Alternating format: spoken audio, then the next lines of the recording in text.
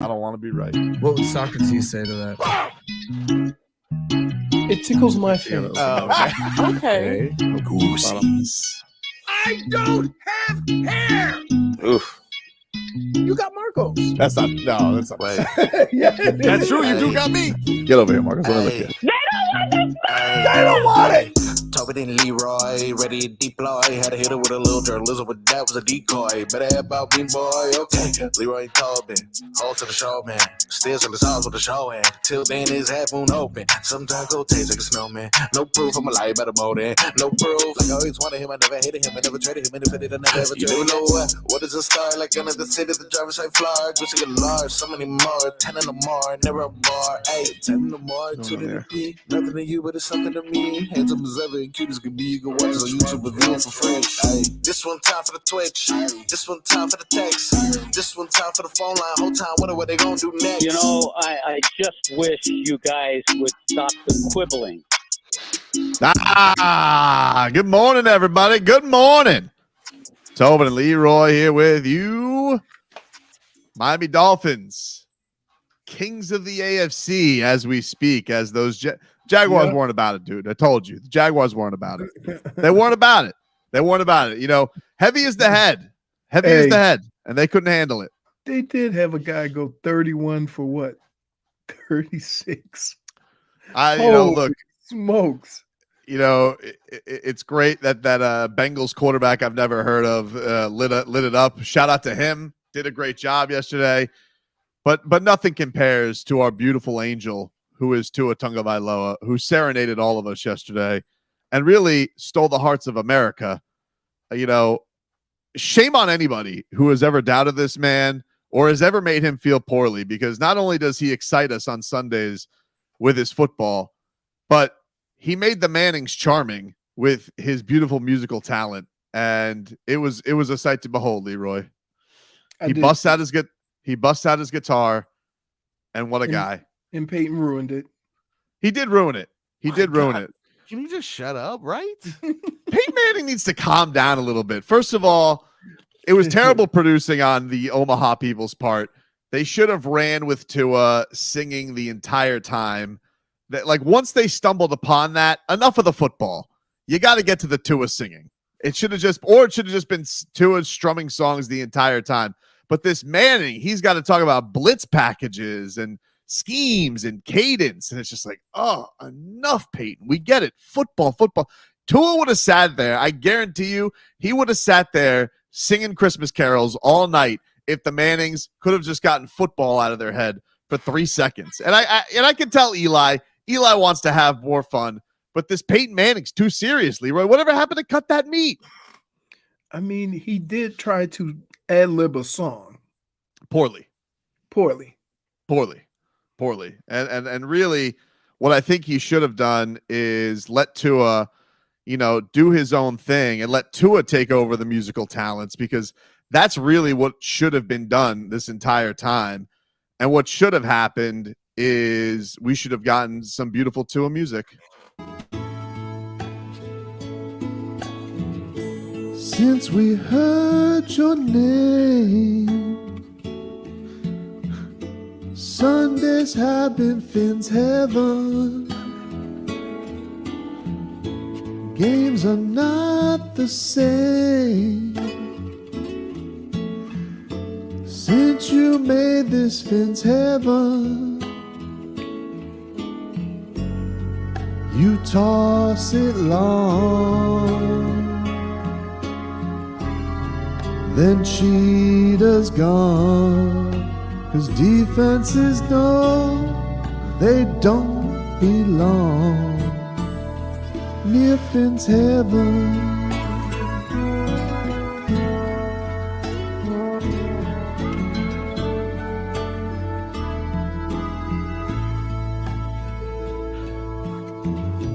Throws with his left hand, lots of points for Finn's heaven. Does jiu-jitsu lands, keeping safe off Finn's heaven. He'll find a way to nail Mike's play. Dolphins bow their heads and pray to Finn's heaven.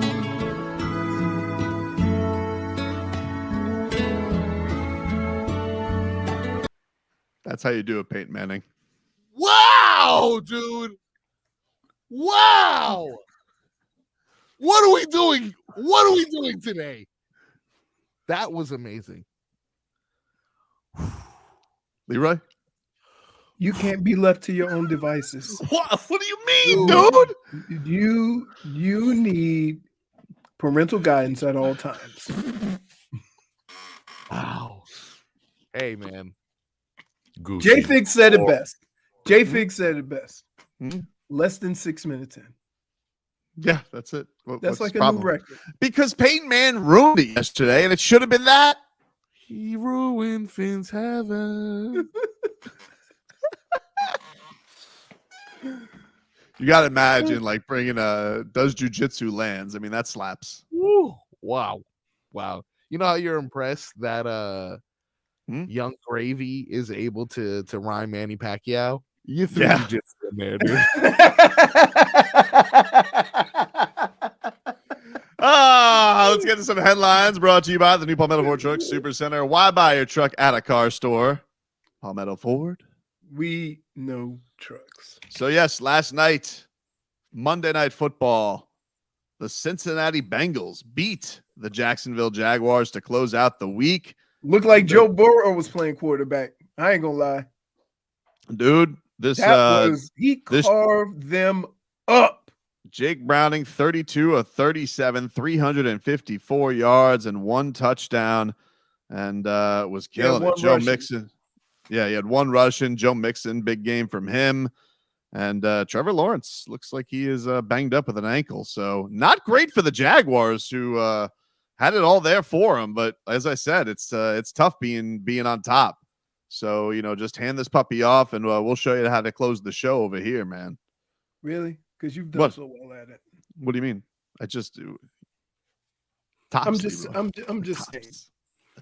saying. Can we just take it one game at a time? It's not easy being on the top up here, Leroy. Okay, I understand that, but you still got 5 games left. Meanwhile, NBA in-season tournament, and what do you know it? I think Anthony Chang puts it best when he says the Celtics 0-2 in their last 2 elimination games as they have been bounced. They got Halliburton last night. Whew. Indiana Pacers beat them 122-112. So, see ya, Jason Tatum. I tell you what, That's Halliburton. He's good. Oh my goodness! I mean, he's all over the place. Plus, he has a very similar game to Jason Tatum, but he's quicker, right? He seems like he moves around the court a little bit faster. Little awkward too. Little awkward with his shot. Release on things. Yeah. Because like jerky. All I remember is that when I saw Indiana play here, they don't jump when they shoot threes. Yeah, they just kind of chuck them. Yep. So they lose last night. So Indiana moving on to Vegas, and the Pelicans, they beat the Kings last night 127-117, and they're moving on to Vegas. You know what? I think the good thing about this is fresh blood. Got some fresh teams on the. It's not the same old. Last playoffs it was Sacramento, and now you got the in season, and you got New Orleans, and the other 2 are Thursday. I think the great thing that happened yesterday was Charles Barkley guaranteeing the Celtics are going to win a championship. I was like, "Whoa,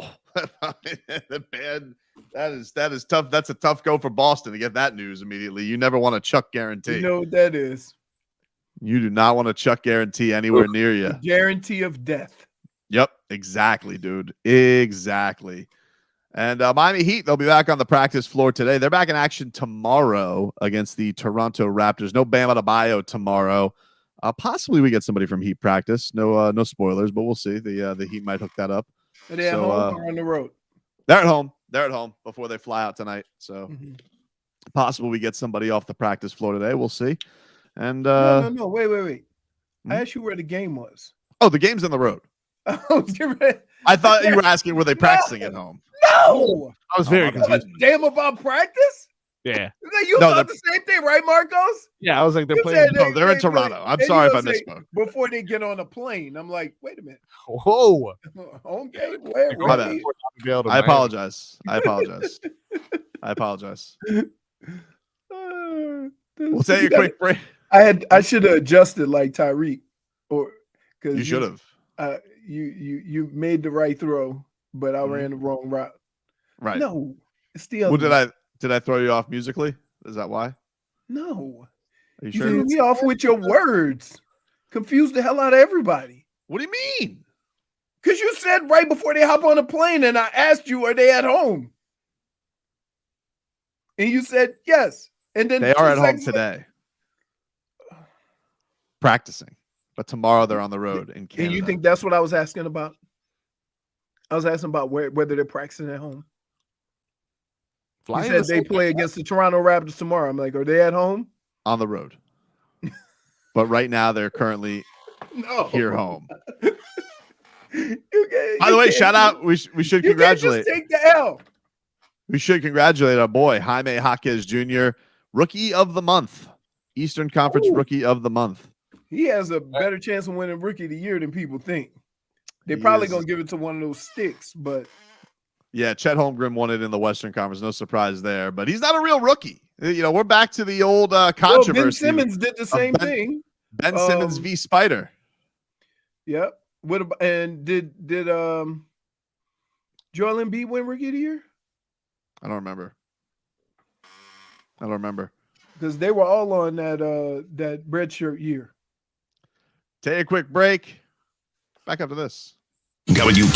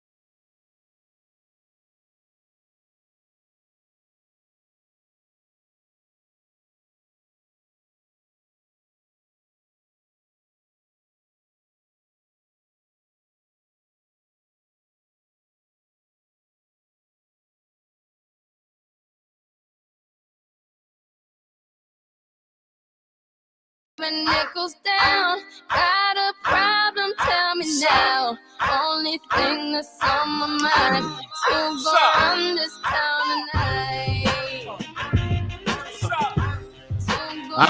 Welcome back, you rascals. Tobin and Leroy here with you, 560 WQAM. Take you up until 2 o'clock here. Leroy's already done with me 6 minutes into the show today. I didn't think that was possible. Oh my goodness. I don't think that was possible. Are you sure? Like you didn't, I mean, do you want to hear it again? No, I'm good. Fair enough. I'm not gonna badger you. I'll just bother other people online with it. Just figured, I'd give you the exclusive. I got it. Thank you. So yes, the Miami Dolphins right now, they are in a good position though, Leroy. You must admit this is a great. They find themselves they're in a position which I predicted earlier in the year, and that is they will get to the point, regardless of who they're beating, who they're not, or whatever, where they're going to control their own destiny. That's all you can ask for. You don't have to look around. You don't have to look for another team. You handle business in front of you, and you're the 1 seed. That's it. It's awesome, man. I can't this is this is all right. This is all you can ask for. Especially with all these home games. You're in such a great spot going into this thing. 9-3 on the season right now. And I cannot wait for Hard Knocks tonight. Oh my God, it's gonna be amazing. What an episode. I mean, this might change television tonight. Woo! You excited, Marcos? Did you see the sneak peek of them practicing the celebration? Oh, sure did. I mean, this team, oodles of fun is what they are. Really. I mean, what a delight. We got to look inside the practice of the roller coaster. I'm just delighted. I'm delighted by all of it to get this kind of insight into the team. That's what I wanted the entire time. And now, Hard Knocks. Oh, it's going to be a distraction. Undefeated with Hard Knocks. Look at that. Apologize, Leroy. I was wondering. No. I'm not going to apologize. But you must I've said absolutely nothing wrong. You're a hard person to have this conversation with because you're not going to watch any episodes. But Marcos, have you gotten to see anything? Would you admit that Hard Knocks has made the win sweeter because you get the insight behind the wins now? Yeah, this is because you're winning. Yeah. If you weren't, then everybody would say, I don't know. It's hard to say. I don't know. I don't know damn well. I don't know. I don't know what a loss is in Hard Knocks land. Knock, knock. Who's there? Just wins. And, Mike McDaniel getting hit in the junk, of course. Yeah, which is great still. I mean, even that is so.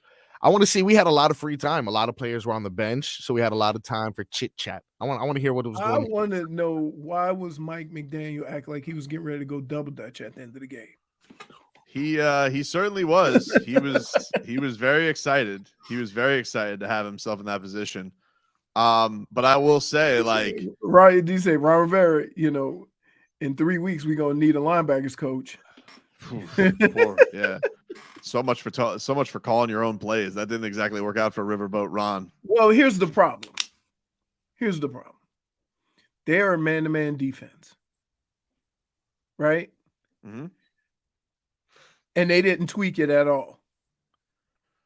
And they left guys on an island, and it looked ridiculous. Look, Ron Rivera, maybe for him, how Fangs last year, he came in as a consultant. Maybe Riverboat Ron can tell us what not to do during the playoffs against, who knows? Maybe when it's getting Super Bowl week, he can help us. He took the Eagles on a couple times. He goes, well, this is what I did against the Eagles, and be like, okay, let's do the opposite of that. That won't work. Don't do what Ron Rivera did. The other thing is that, when you and I've said this to you before, that sometimes trying to cover a guy with two is just wasting a body. Because if Tyreek gets past the first guy and the second guy's over the top, what angle is he going to take? So in effect, you've wasted an extra guy. Right. It was I mean, like, and also just add even more elements to this, to have a healthy Devon Achane, it just is like Mike McDaniel's just got to be thinking to himself, man, I just got so many options. Because even Tua was talking about this, because I don't know what I would do if I was a defense against us. Right. You know, when everything's humming in the right way, I was like, sly, cocky Tua. I seem to like this. I think I would, if I was playing the defense, I would take away all of the in routes, all of the in cuts. So you either do it with one deep safety, you roll the coverage one way or the other and have one deep safety. But the earlier in the season, and I don't know how much the offense has, adapted to this, but that's what Buffalo did. They had damn near half their defense in between the hash marks. Yeah. So they took a lot of that stuff away. And sometimes when you take it away early, Tua will throw you a couple of picks. That was the great thing about this past game too, is like, this is they needed a clean game to show what they could do. And I thought it was great that, the operation was just so smooth from everything. Yeah. That was another great thing from this past week. Defensive touchdowns help. That keeps, you know what? When you get a defensive touchdown, that keeps them guys energized for the whole game. It's been a delight to watch. Von Ginks. Oh, he was good. When did we get the awards? When did they hand him his Von Ginkel Defensive Player of the Week award? Because he deserves that. He deserves that. He deserves that. Oh yeah. He deserves that punt too. My God. Oh my God. He could have gotten. Has anybody ever won Defensive and Special Teams Player of the Week? That would have been cool. Usually guys that win return, or the returners. Oh yeah, true. And defensive player, like he could win that. Yeah, no, he's going to win. He's not going to win in special. I'm just wondering if anybody has. That'd be kind of cool. Right. If you won 2 of the awards. Pretty badass. I know we recently signed JPP, so we maybe expected something from him, maybe something from Agba. Remember, we had mentioned that like we're gonna get that Melvin Ingram performance. This was that Melvin Ingram performance, but this is gonna continue because Van Ginkel's been playing like this all season, all year. Yeah, I think that I don't know how much we're gonna get from JPP. I think he's kind of just an insurance policy. You can't take Van Ginkel off the field. You can't. If Zonka says it, it must be so. Zonk loves intangibles. He's all over the place, though. No, he's a monster. He's an absolute monster. You cannot, he's a lot bigger than people think. He's not a small dude. No, this is not like. You saw Leonard sign with the Eagles. Do you think that we're just gonna ride it out with Duke Riley and Von Ginkel, or is there something? Yeah, else? I mean they said that it was, I think, an MCL sprain for Jerome Baker, so he's not out for the year, but obviously that's week to week. Guy. And you're gonna have, I think they're working out Reuben Foster. I think I saw yesterday. Yeah, I mean, he's coming off the couch. What are you gonna do? Yeah. There's not great options. It's not great. And I know that's one of the things. Like Jerome Baker is one of these guys that like Dolphin fans. Nobody seems to love Jerome Baker, but you don't want to not have Jerome Baker. Nobody's been able to supplant him for 6 years. But then you don't not like him, right? If you can't, like the epitome of being a professional is every year they try to replace you and they can't. They can't. Yeah, he just seems. But he's their best. He's their best cover guy. So from that standpoint, that's where, if you should happen to run into a couple of tight ends, is Andrews out? I think he is. Yeah, didn't he mess a couple of weeks ago? Didn't he mess it up? Yeah. And then you got Knox with Buffalo, right? Dawson Knox, yeah. Yeah. Who else? I can't think of any tight ends. That's the only 2 I can think of that, are substantial contributors. So, I mean, I would not worry about the Jets offense at all. Tennessee. Yeah. We'll see where they're at with convincing whether or not they'll convince Zach Wilson to do his job. Oh, no. Like, dude, I get where he's coming from. Do you? right? But Absolutely. don't you need like here's what I would say though. Like, don't you need a little bit of like cachet to turn stuff like that down? Like, if I was Zach Wilson, right?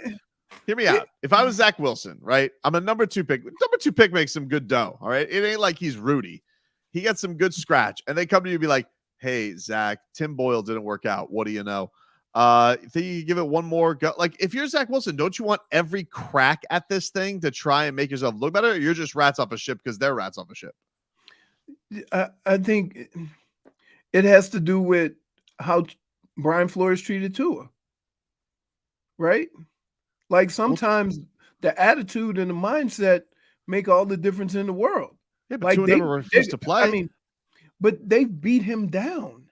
Yeah, Dude, Zach Wilson has been the brunt of every offensive conversation. Understood. And they've all put it on him. And that offensive line has been getting quarterbacks killed all year. Yeah, but Tua didn't refuse to play after he went to Fitzpatrick at the end of the game. But I understand that. But it also never got as bad as it did with Zach Wilson. You see what I'm saying? No. It didn't from a talent standpoint because Tua is way better than Zach Wilson. But from an awkwardness standpoint, I thought it was pretty. It was awkward, but they always went back to him. Like after injury, they always went back to him, right? Whether they liked him or not, they always went back to him.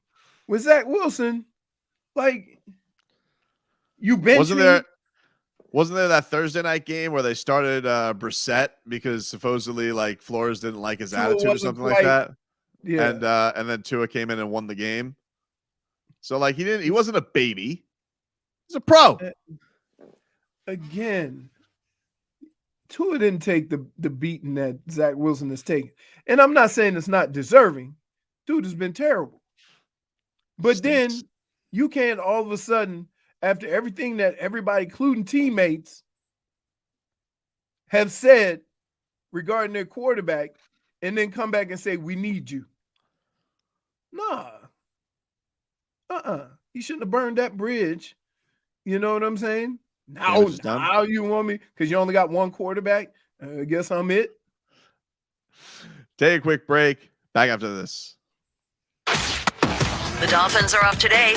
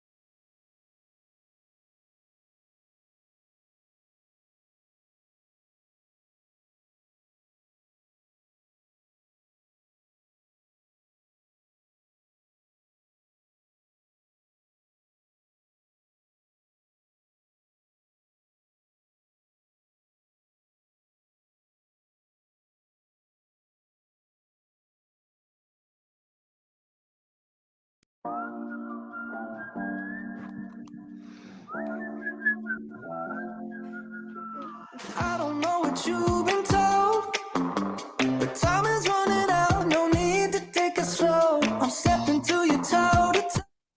Was that a rap move by Eli Manning last night to Tua when he tried to throw him under the bus for that FSU take?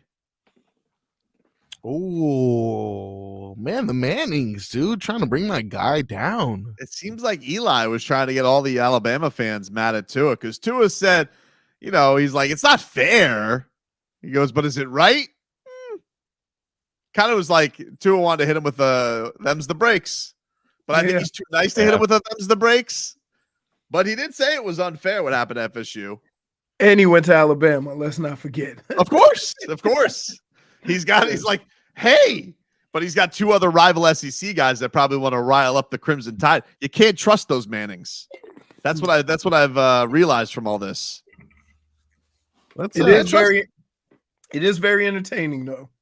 Does anyone want to see Brock Glenn throw for 55 yards again? Like, what are we really doing here, guys? What is FSU going to do in the Final Four? It doesn't matter though. Like, figure it out, dude. Here's what I think this has done. We talk about sports and resilience and next man up, and we talk about all these things, right? And then you've basically taken that portion of sport out of the equation because they don't get an opportunity to figure it out. Nah, you see what I'm saying? Right. And so from that standpoint, that's why it's disappointing, right? I get it. Like Florida State probably wouldn't be the most appealing team in the Final Four right now. But everybody had an opportunity to play a schedule, right? The only team that, to me, that should have a complaint is Georgia, who lost one game in 3 years. I just think this is kind of what makes college football. Like, people always say, well, I love, the passion of college football. And you obviously have a stance with that that's different from me because you played for a very passionate fan base. We'll go the earth, Marcos, and find people who love Michigan. It's a crazy thing. I, as a Barry Buccaneer and a Canes fan who did not go there, cannot relate to this. I do treat my college team like a pro team. But I do find this to be one of the things that annoys me about college football is that it feels like for the longest time now, it's been basically the same 2-3 teams, and then they'll mix in another team there. And this was one of those years where it's like, oh, we're going to be out one of our major teams, one of our go-to teams, and we can't have that. And it's just like, okay, and they make up reasoning why to justify. Yeah, it's like, do you think that MLB wanted the Rangers and Diamondbacks in the World Series? No. But that's how it goes sometimes. Sometimes you don't get the sexiest matchup. Anytime the Spurs would make the NBA Finals, if they could have just gone, never mind, better ratings. Like, maybe they tried with the crooked officiating, but this is like, just to do it so blatantly to these kids is crazy because I'm not one that's going to have a ton of sympathy for FSU, but it just feels like, man, you did this with such egotistical greed of, nah, we need the SEC bump. We can't go out there with Michigan versus FSU's bum quarterback. But think about this. There's been other years where the best team, right, didn't go to the playoff. You telling me Cincinnati was the fourth best team in the country? No, I mean, like, look, years are. You're telling me when you force Notre Dame in there?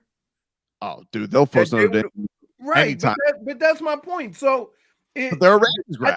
I think the thing that kind of gets to me is don't take the sport away. Don't take competition away.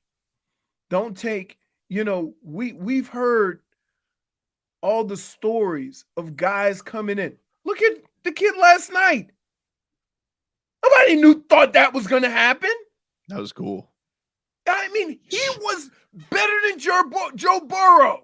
Dude, if that, like, we got to send Browning a ring if the Dolphins get home field advantage throughout the playoffs. Send that dude an assist ring for taking out the Jags in this week. So the thing about sports is there's so many things, and you get 15 practices, and the second string quarterback would be back, right? Mhm. You can't tell me Florida State wouldn't have been better before they got to that point. You can't. Well, it just sucks, dude, because like look at this past year. I get it, it's a different system, but like look at this past year in the March Madness. How awesome was that to have the stories that we got from FAU and the Canes and all these runs that we got? And all the blue It bloods would were out. FAU, that would never happen. Never happen in college No. football. No No. shot. No shot. And it was fun and it was amazing.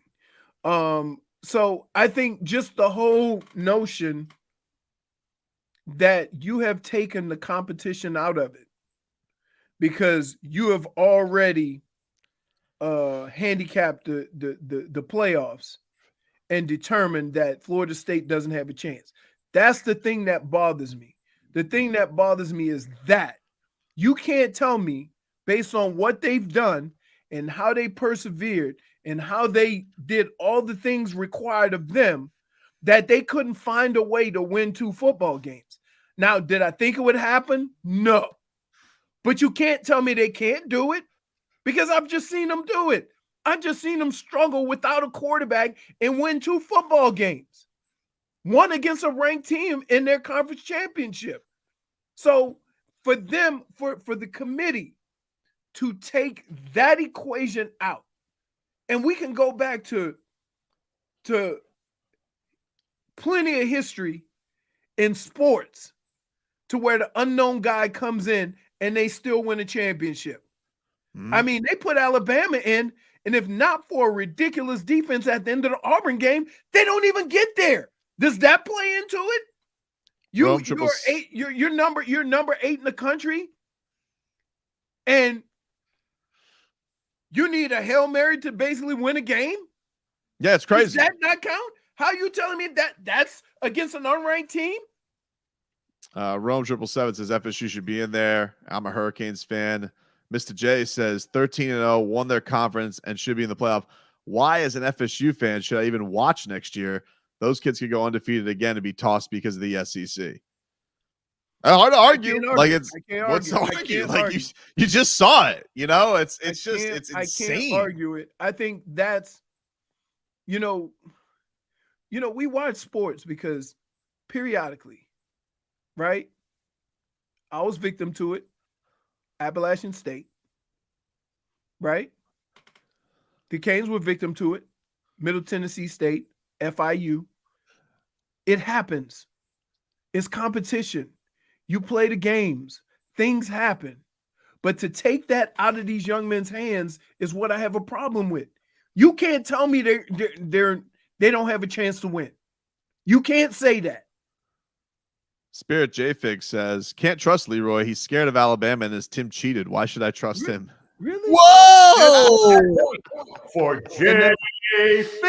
Wow, Fig. And that's where we're going with that. Coming on strong, Figgy. Wow. That's where we're going with that because that means that I'm scared to play Alabama. Here's the deal. If Alabama is the best team, or Washington, or Texas, or Michigan, you still got to play 2 of the other 3 teams. So what does it matter? Right? And if Michigan doesn't win, they ain't the best team. I can live with that.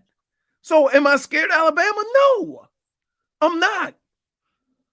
But like whether Alabama was 2nd or Alabama was 3rd or Alabama was 4th. If Alabama's the best team, Michigan would have to face them to be the best team anyway.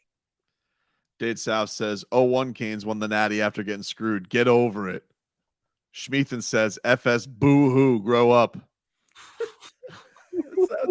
That's right in line with Schmeathan.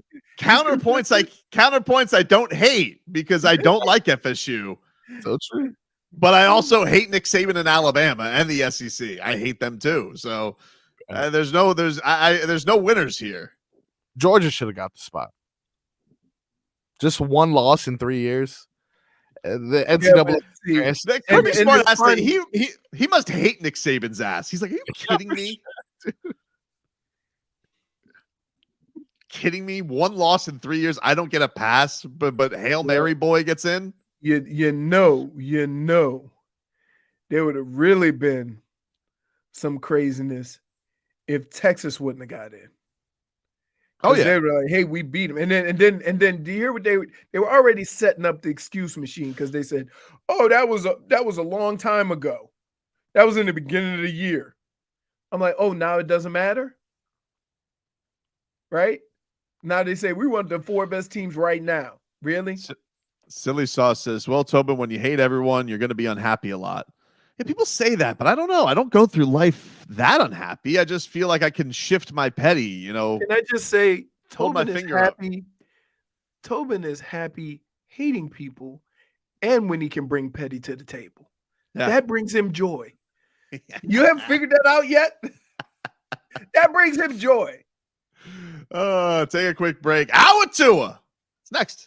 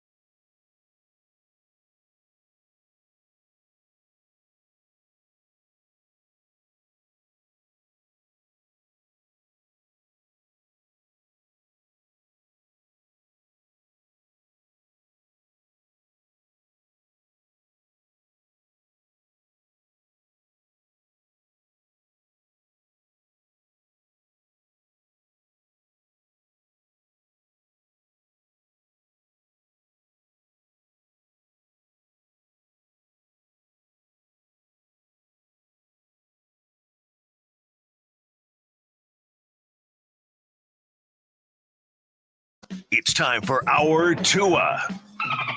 It's our Tua. It's our Tua. It's our Tua. Tua, Tua, Tua. Tagovailoa. Not Tua Tagovailoa. A for effort. Dolphins quarterback. Tua. It's our Tua. It's our Tua. Tua. Tua, Tua, Tua. Tua, Tua, Tua. Can go to hell. Tua Tagovailoa.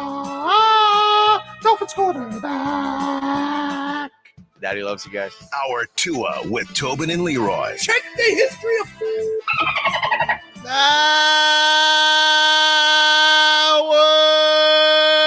two of the program, ladies and gentlemen. Ow!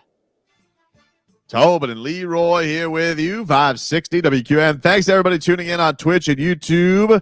The channel Miami 560 WQAM. Shout out to the Guardian Outpost. He says, I always show up when they're going to break. So I'll say it again to Tobin so he sees it. Never wanted Lillard. He actually didn't want Lillard. I will give Guardian Outpost that. He said that he is James Harden with good PR.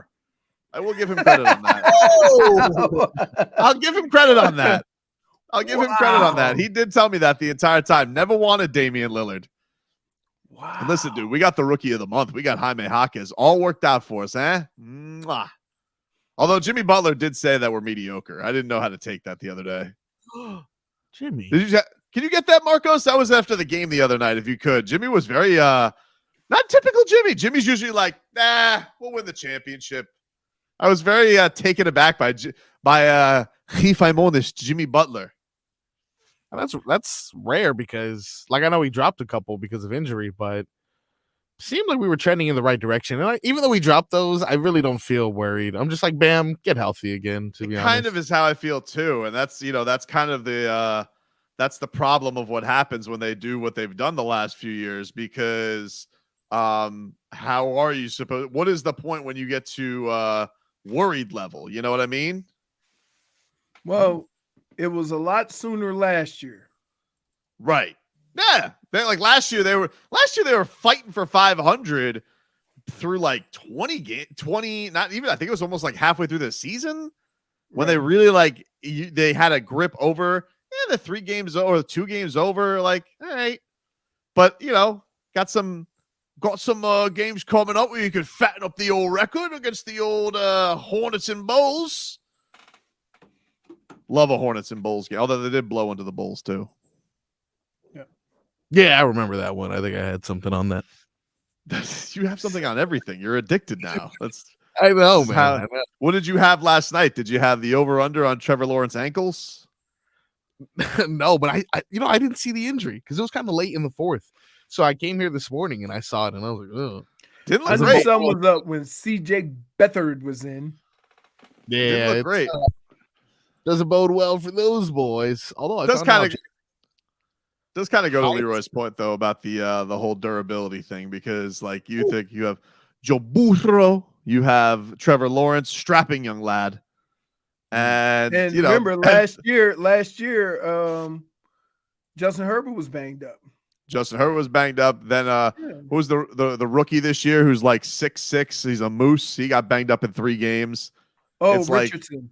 Such a violent position. They're all just but it's the only position where you're standing there like a statue while 320 plus pound men come and launch themselves at you.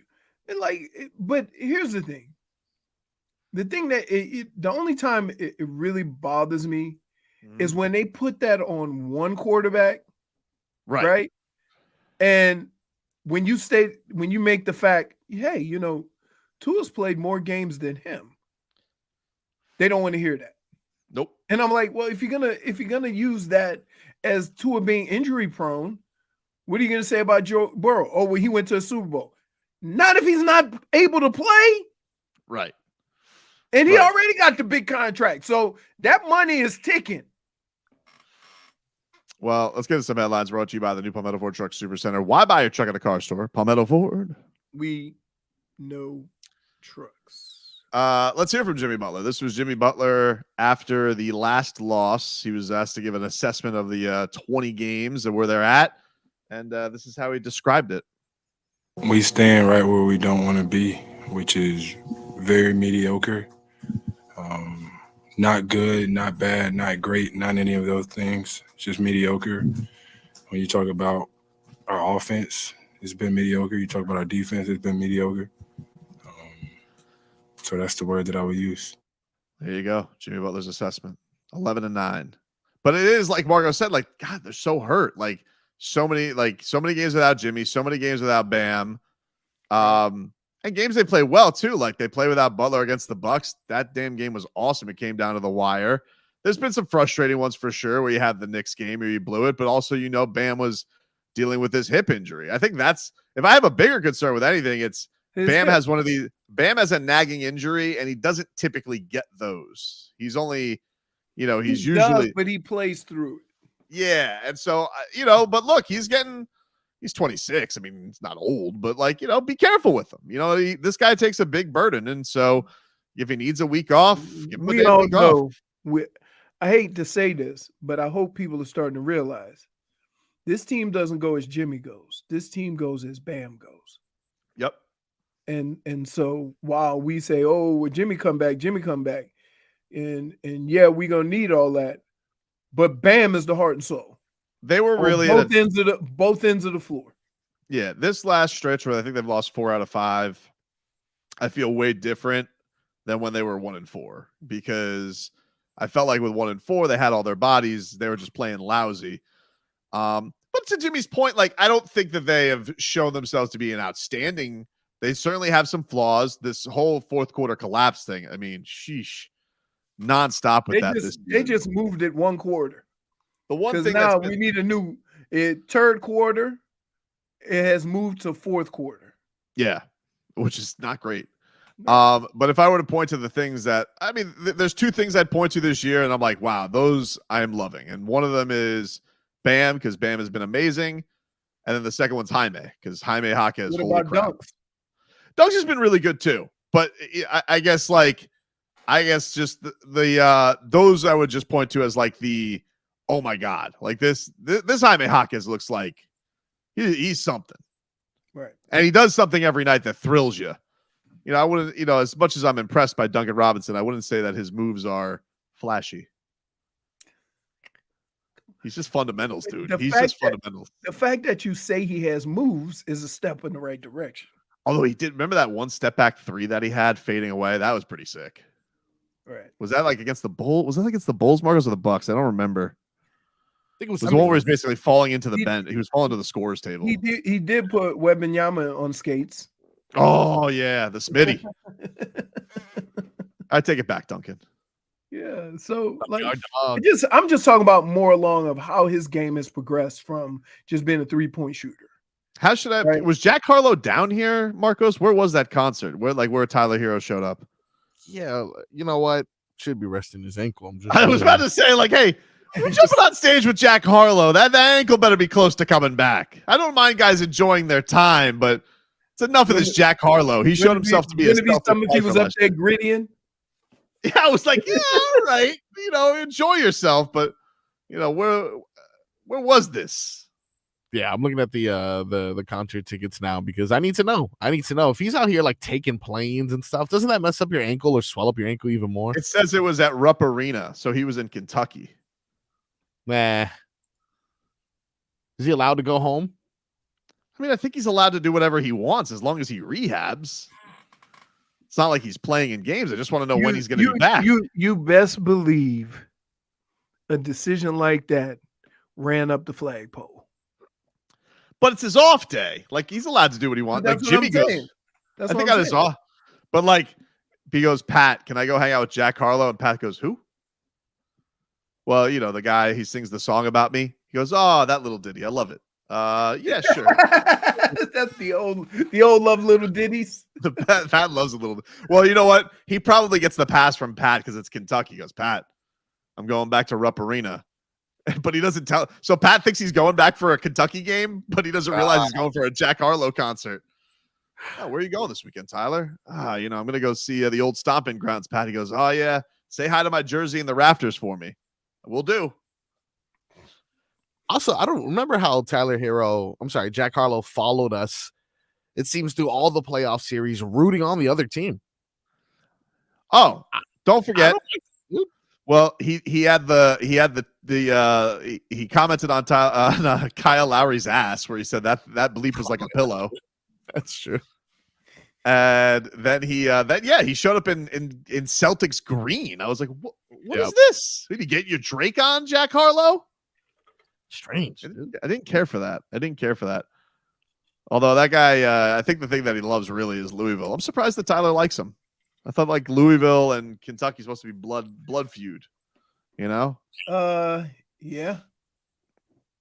Yeah, but Louisville has runs and stretches. They ain't consistently good. They're not a blue blood. Yeah. Yeah, they smoked the Canes though. That was rough. Oof. It's early. It was early. Yeah. Coach L gets it going in January. Everybody knows that.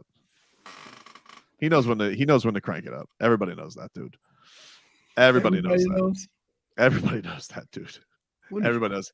Give me a weather update, Leo, for the DeBesman and Dover Law Firm. YourAccidentAttorneys.com. Free consultations 24/7. Call them at 866-954-MORE. Well, the good news is that you might have gotten a sprinkle yesterday with all the clouds, but it was no big deal. It was just a little dust up. Looking outside right now, looks like it's partly cloudy. Winds are probably right around 5 miles an hour. And the wind is coming, I can't really tell, so I'm going to guess the same as yesterday, out of the west, because I haven't seen any planes for a minute. And it's probably like 82, 83 degrees because it's been warm. Seasonably warm for this time of year. How do you do, Marcos? It is currently 81, winds out of the northwest at 8 miles per hour. It does say that the low is going to be 57 tonight, so hopefully we get some seasonably cold. Ooh, guys coming through. Yeah, that'd be nice. Very nice. Take a quick break. Back after this. Uh-oh.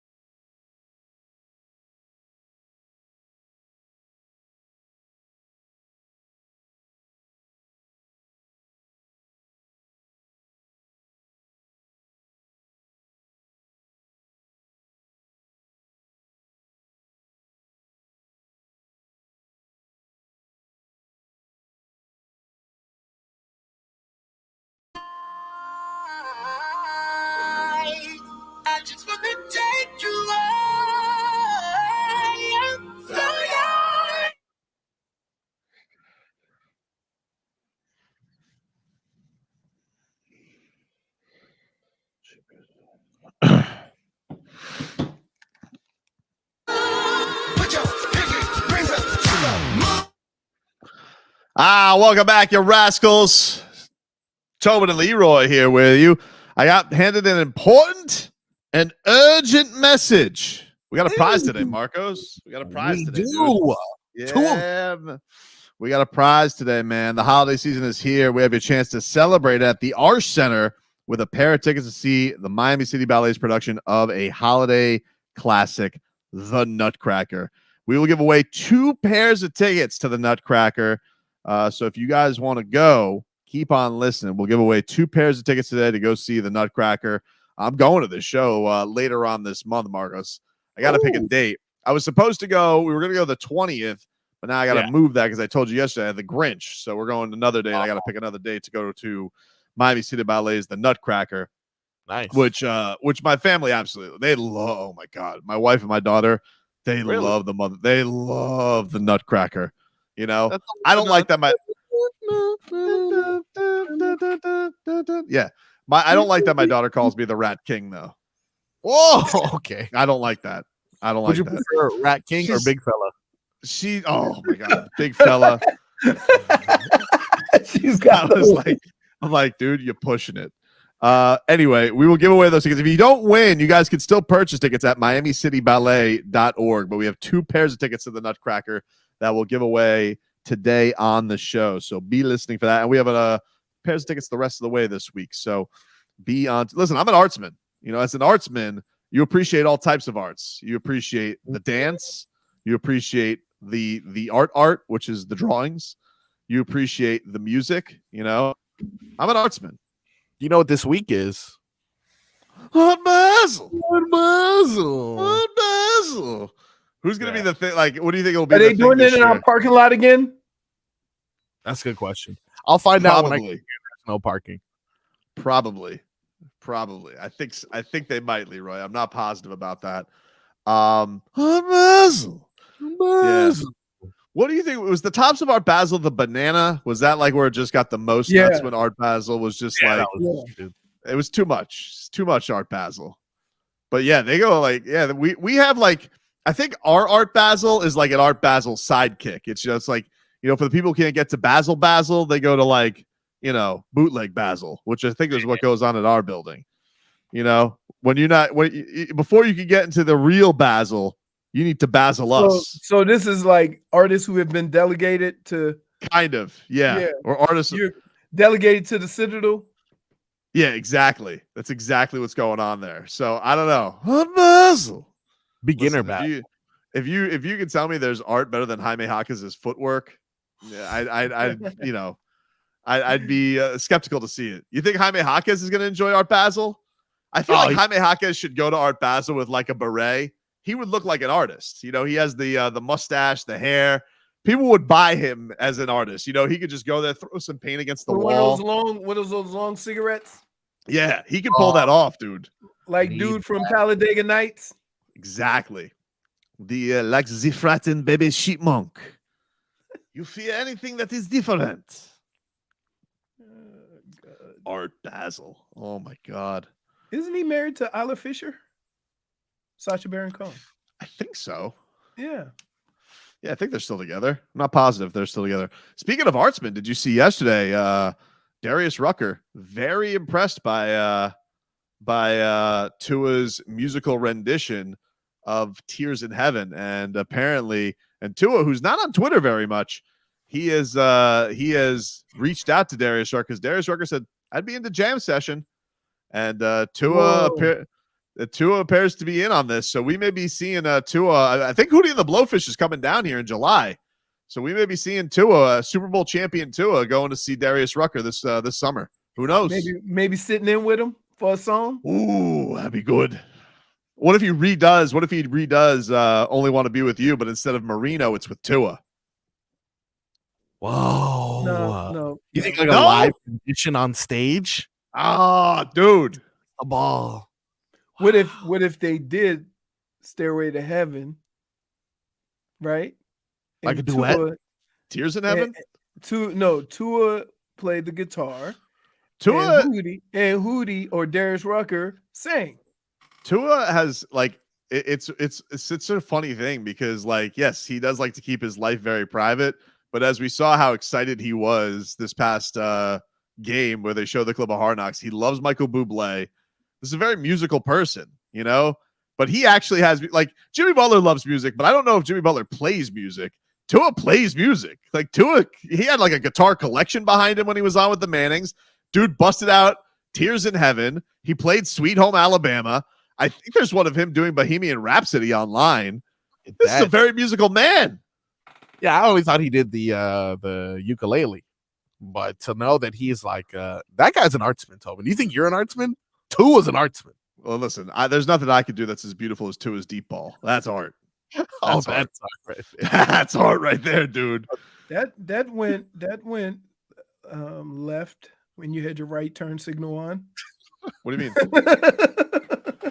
Well, he throws left. No, but I'm just saying that when we were going down that path, I didn't know we were going to start talking about deep balls. We were talking about music and art. Yeah. And yeah. Bizarro says Rick Ross is about to do a song with him. He did. I mean, Rick Ross did give him that jacket. It is possible. I do like the idea of Tua. If Tua wins a Super Bowl, I feel like we're going to see Tua live it up. I think like he's obviously very much in football mode right now. But like I would love to see a winning Tua with the burden of pressure behind him and seeing like this seems like a very interesting man. I would say this, that the first thing I would do is go to midfield and show him my cheeks. To all you doubters. Because you know what sucks? Here's what sucks. How many people you think gonna say I was wrong about Tua? Very few.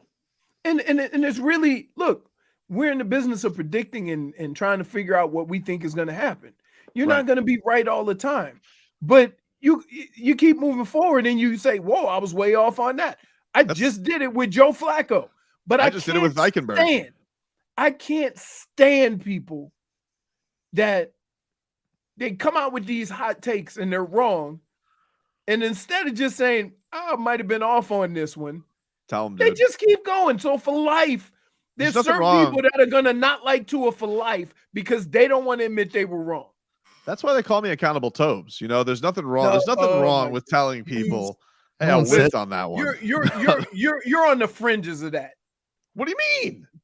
What do you mean? What do I mean? I've apologized multiple times this year. You have apologized, but I apologized. What you apologize for? Sometimes you're dead ass wrong, and then you go, I don't know. Hard to say. Well, no. It depends if the facts have changed or not. But like, really? Like with Raheem Mostert, I apologize, but I apologize on behalf of the Miami Dolphins because like they were also sniffing around. So I just felt like everybody should have been covering their bases there. But listen, you only speak for the cheeks that you sitting on. Don't speak for other people's cheeks. I've been very impressed. Liam Eichenberg has looked decent these last few games. It's been a clean games for old Eichenberg. It's a funny thing about how that development works. Huh? I'm still not buying it, dude. You still don't trust him? I still don't trust him. I still don't. So you got two guys, Liam Eichenberg and Clay will never turn it around? No, I got more faith in Liam. Oh, wow. Clay's over the hill, dude. Downhill. You have put your horns into this Clay Thompson thing. You ain't letting go. And listen, you did get an early bird special on it because you've been talking about this for a year. Innovative. Oh man. I don't know though. Like, listen. The thing I think I give him most credit for this year is he's had to hop around, and that's been impressive. You know, he's been at the center, he's had to do both guards. Yeah. Mm-hmm. Not bad for Eichenberg. You know, Austin Jackson's also been nice. I wasn't centers and guards. In a lot of cases, you're gonna have a couple that are interchangeable, so that's not that big of a deal. RVA maybe for him because you didn't know he was that good. You didn't think he was that good, and now they're moving him around playing multiple positions to screw up more positions. But he really didn't do that. I got to be honest. I've been very impressed with this Dolphins O-line for all this. And now, first of all, I know Tua makes it a little easier because the dude is a freaking rifle back there getting rid of the ball. It's right, but it works hand in hand though. But they think about it. They haven't had I think everybody's been hurt, right? Has everybody been out at least one game. Maybe Austin Jackson was out a part of a game, and he's the only one who's played every game. But they've basically had everybody hurt at one point this year and had to do some kind of shuffling with that offensive line. And it's been impressive. I mean, and Butch Berry too. I thought that guy was, I'll be honest. I thought when they said, "Oh, Butch Berry," you mean the guy? First of all, the Broncos ran him out of Denver last year. Rats off a ship. And when I found out he was a former Kings O-line coach, before the good Kings O-line got here, I was like, "Oof, Kings O-line coach, former Kings O-line." I mean, this guy's been marvelous. So shout out to Butch Berry. So you probably should give a lot of credit to Mike McDaniel because he knew the guy was a good football coach, and he got him right. Never thought about that. You would have never hired him. No, right. As soon as I saw Canes Miami Hurricanes on the resume, I would have been like, "Was that past 03?" He goes, "Yeah, it was under Al Golden."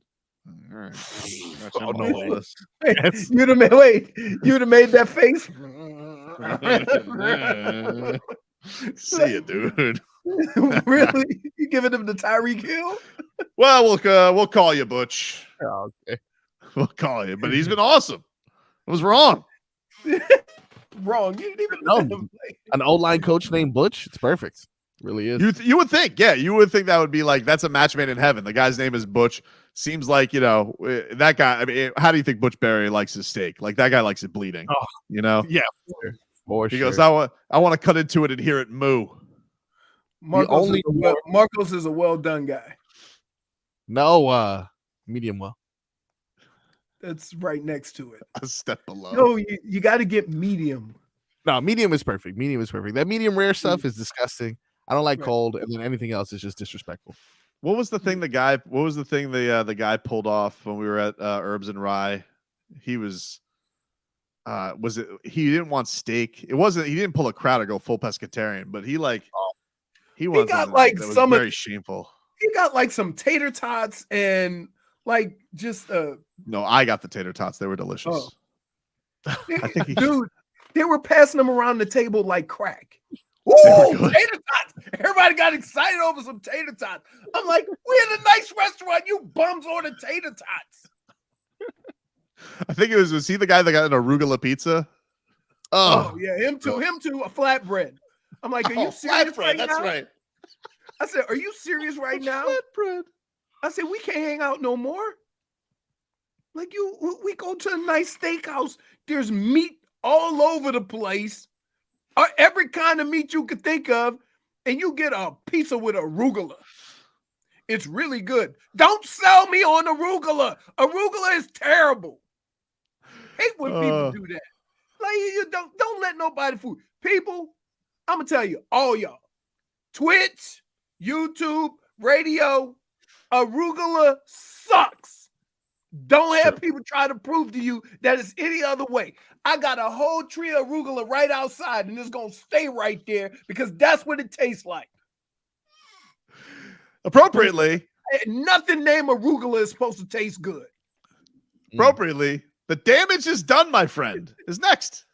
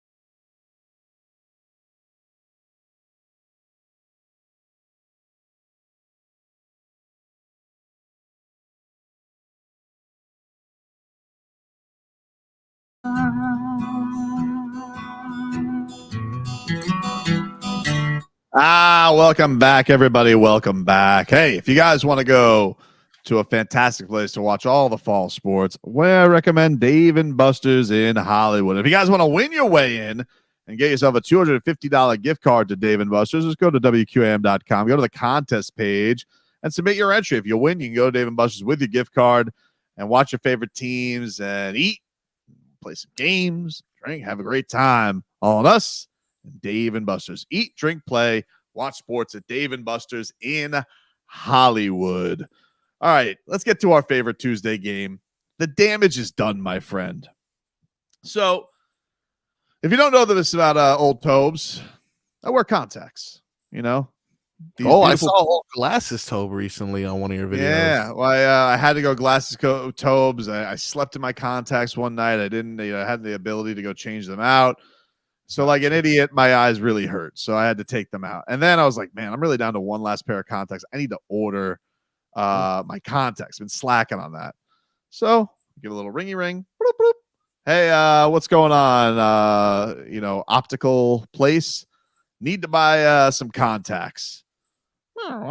Sorry, sir. It looks like your prescription is outdated. All right. Well, I'm telling you, as a person, always outdated. They want to get you for another exam, dude. I was like, hey, I don't really have time to make it down there. If you could be a peach and just, I let me just give you the diagnosis on my prescription. I can see with them in. Could you just please order me some? I didn't have a copy anywhere. I was looking through my email records so I could do maybe an online order. Can't find it. I ran out of boxes. I'm stuck up a creek. This lady has me by the cajones. And she goes, sir, sorry, can't do it. All right. Well, when can you see me? Today would be good. I'm like, oh, yeah. Okay. Yeah. Okay. All right. Hey, well, she tried to generate business. You got. I was like, will you tell you something? Hey, let me tell you something. I would go in there right now, and you know what I would say? I better not need the same damn prescription. I'm gonna be mad as hell. Leroy, I go in there. You know what? Lovely place of business. They handled me just fine. In and out. They kept their appointment just fine. Great. They How had much a weird they whacked you for? $150. You sucker! You got out of years. Here was contacts. Dude. And here's the worst part. The first was she has the audacity to sit me down. She goes, "Oh, Mr. Tobin, we'll give you our discount." I'm like, discount? That's a discount? What? And then I go see the doctor. And the doctor goes, he's doing the adjustments. What's better? 1 or 2? 1 or 2? 1 or 2? I'm like, all right, cool. He goes, I got to tell you, Mr. Tobin, your prescription's still good. What? Not worse at all? I know exactly where that was going. Not at all. $150. $150 to tell me what I already knew, which is I can see fine with the contacts I own. Damage is done, my friend. Ridiculous. They got me, dude. There's no way out of this, too. Dude, because they hold a prescription. They can't order. You can't order a new one. And you want me to tell you what you do now? No, let me just give you one. Let me give you one more because this could be a Leroy. You would love this customer service special. Oh, okay. So I ask her. I say, "So when can I get my contacts?" She goes, "Well, you can get it in 10 days." Or you could do express order for $15. Oh, $15. You're gonna bleed me for another $15? Of course, I spent it. Oh no! You need your contacts. Of course. Yeah. So here's dude. First of all, bastards. They would have had to drag me out. Once the guy told, here's what you should have did though. Get the paper prescription and then save it. Right? Oh, I'm scanning that puppy into the cloud now. Oh yeah. But like the scam artists have no shame. That's a scam right there. That is a scam. It's like, yo, doc, I need another prescription for X. Haven't seen you in a while. You got to come in. Boop. Copay. Like, really, dude? And then they go, oh, is everything the same? Yeah, okay. Well, this your prescription place? All right. So how are they not drug dealers? I don't know, dude. I don't know. Because like, come on. Damage is huge, friend. $150 to tell you your eyes were the same. I was so mad yesterday, dude. I was so mad. Anyway, what do you got for damage? So my damage is done is I don't like when people move my stuff. Right? I can drop a quarter, it roll under the bed, and 2 weeks later, I'll remember there's a quarter under the bed. Right? That's just me. My wife does not feel that way. So when I take my medication that I gotta take one antibiotic for 4 times a day. And I take those medications and I put them on the counter, right? And then I know when I put it on the shelf, I'm done taking it for the day, right?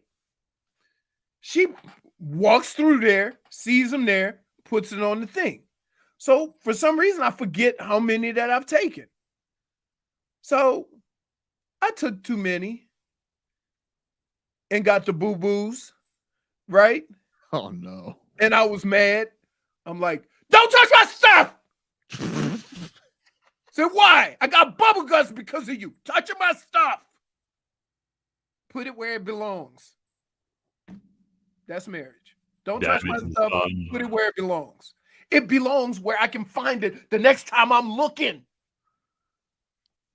I like Pamela who goes, here's a note to remember. You can't get scammed if you don't wait till the last minute. Well, thanks, Pamela. I'm aware. Well, but also, Pamela, my eyes are the same. It's not fair. They can't keep doing this to people. This is not like the other problem is that you would have been fine with the same contacts you had if you wouldn't have slept in them. So you didn't know.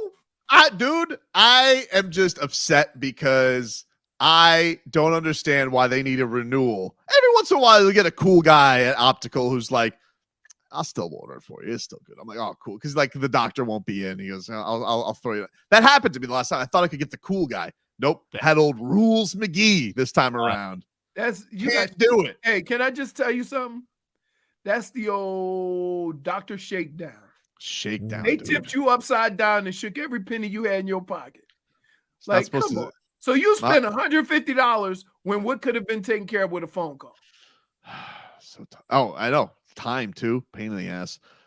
Where is Jennifer not joining us today for damage? I don't think she is. I did receive a message from her that there's some birds outside of her window. Oh, yeah. She went and got her sniper rifle. Yeah, you know how she could you imagine? Look, she's moving the scope down right now.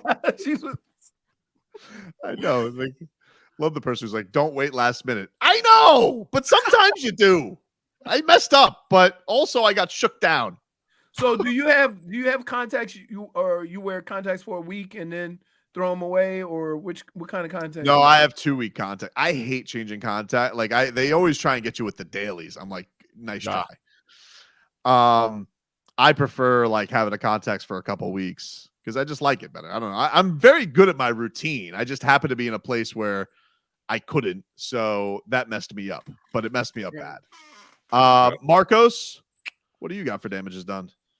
Well, Tobin, I'm getting shook down too, but I get a feeling mine's going to be a little bit more pleasant, and I know that I have until 2025. You guys, do you have any purchases that you're planning for 2025 right now? No, probably, right?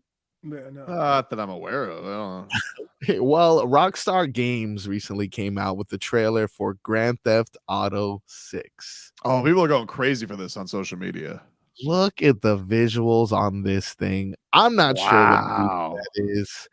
And it gives you everything. It gives you the gator that goes into the random pool sometimes. You know, it nailed it. gives you Wynwood right here. It gives Wow. you the beach, you know, the beautiful beaches. This is a game? This is a game, dude. Look at this right here. You can't tell because this main character is in the way, but right behind there, that's Kaseya Center right there. Is excuse my ignorance. I'm not a big video gamer. Yes. I know I'm going to be made fun of for this. Does Grand Theft Auto always take place in Miami? No, Or is It this does not actually. so? Yeah, This is like this is the first one that's ever been in Miami, or they've done Miami before. So they did Grand Theft Auto Vice City sometime during the early 2000s, and then they did a couple other that went to New York, and their most famous one, Grand Theft Auto 5, that was in California. But this specific one is supposed to give you the opportunity to go back and forth from multiple places, but the main spot is going to be in Miami. They've spent I don't know how many years mapping out every single inch of the city and putting their own unique twist on it. I look forward to going to Leroy's house. I'm gonna go to your house, Tobin. I'm gonna drive to my house. I'm gonna see if I'm home. You're just gonna. They've gone through every, so like they could go up to my exit, and there's the Tobins. 100%. Hopefully, you guys are. I don't know how I feel about this. I'm gonna look through your window. Well, they're not getting it. I'm gonna tell you something right now. They're not getting into Leroy's neighborhood. No shot. You need to give a blood sample. Good luck, Grand Theft. Yeah. But for you specifically, you know, you added. I left my car thing, in the house one time. I put my driver's license in the thing, and the lady goes, "Who are you here to visit?" I'm like, "Do you even look at the driver's license?" Oh man, I'm looking forward to going. Maybe I can see Tua. I can stop by Hard Rock Stadium. I can see Tua throw a ball. That'd be nice, man. I'm looking forward to that. The only problem is it doesn't come out until 2025. Yeah, I saw this. So like they released this trailer. Everybody's hyped up about it. They're pulling like a Marvel, like see in 2 years. 2 years, dude. What am I supposed? Like, why even show me the trailer? We've waited 12 years. Why do it now? You know, you couldn't wait till January. Like, come in next year. You see, that'd be better. That's crazy. Damage is done, my friend. Nonetheless, I'm buying. Of course, they do it for the pre-order. Are they even going to have like the same systems in 2 years? Like, who knows? Are they going to have like an Xbox, a play? Like, what are they even going to have? And then who knows? You can use all the same ones. Yeah, I don't think I'm going to let Tommy play Grand Theft Auto. Probably best. There's a few other screenshots I didn't put in here, but they also have Live Nightclub, Space Nightclub, and I'm not sure if that was 11. Yeah, they have 11. It's pretty raunchy game sometimes, yeah? No, all the time, sir. Literally all time. the time. Yeah, literally all the time. So I'm not going to let Tommy play this game. No, you should absolutely not let him. For sure. You should absolutely not play. But me, on the other hand, as the adult, he'll be 10 in 2025. Still too soon. Are you okay with him potentially pulling over a car, shooting the driver, and then, you know, going on a 5-star chase? Probably not. And then maybe stopping at 11. You never know. You know, I don't think this is the best game for Tommy to play. But me, on the other hand, take all my money now. If I was in the game, I would just want to stop at Half Moon Empanadas. Oh, yeah, I gotta drive by there. Maybe they'll have the Citadel. You can watch the Tobin show. It's great. Oh man, we'll take a quick break. You guys can get at us at Miami 560 WQM on YouTube and Twitch. Join the chat there. But right now, let's give it to, if you guys want to win a pair of tickets to Miami City Ballet's The Nutcracker, which is holiday season is here, all right? And if you want to celebrate at the R Center with a pair of tickets, right now, caller number 6 to 305-567-0560. You'll win a pair of tickets to see Miami City Ballet's production of a holiday classic, The Nutcracker. Caller 6 right now to 305-567-0560 is going to win a pair of tickets to see Miami City Ballet's production of The Nutcracker. Caller 6 to 305-567-0560. If you can't wait to win, purchase your tickets at miamicityballet.org. 1, 2, 3.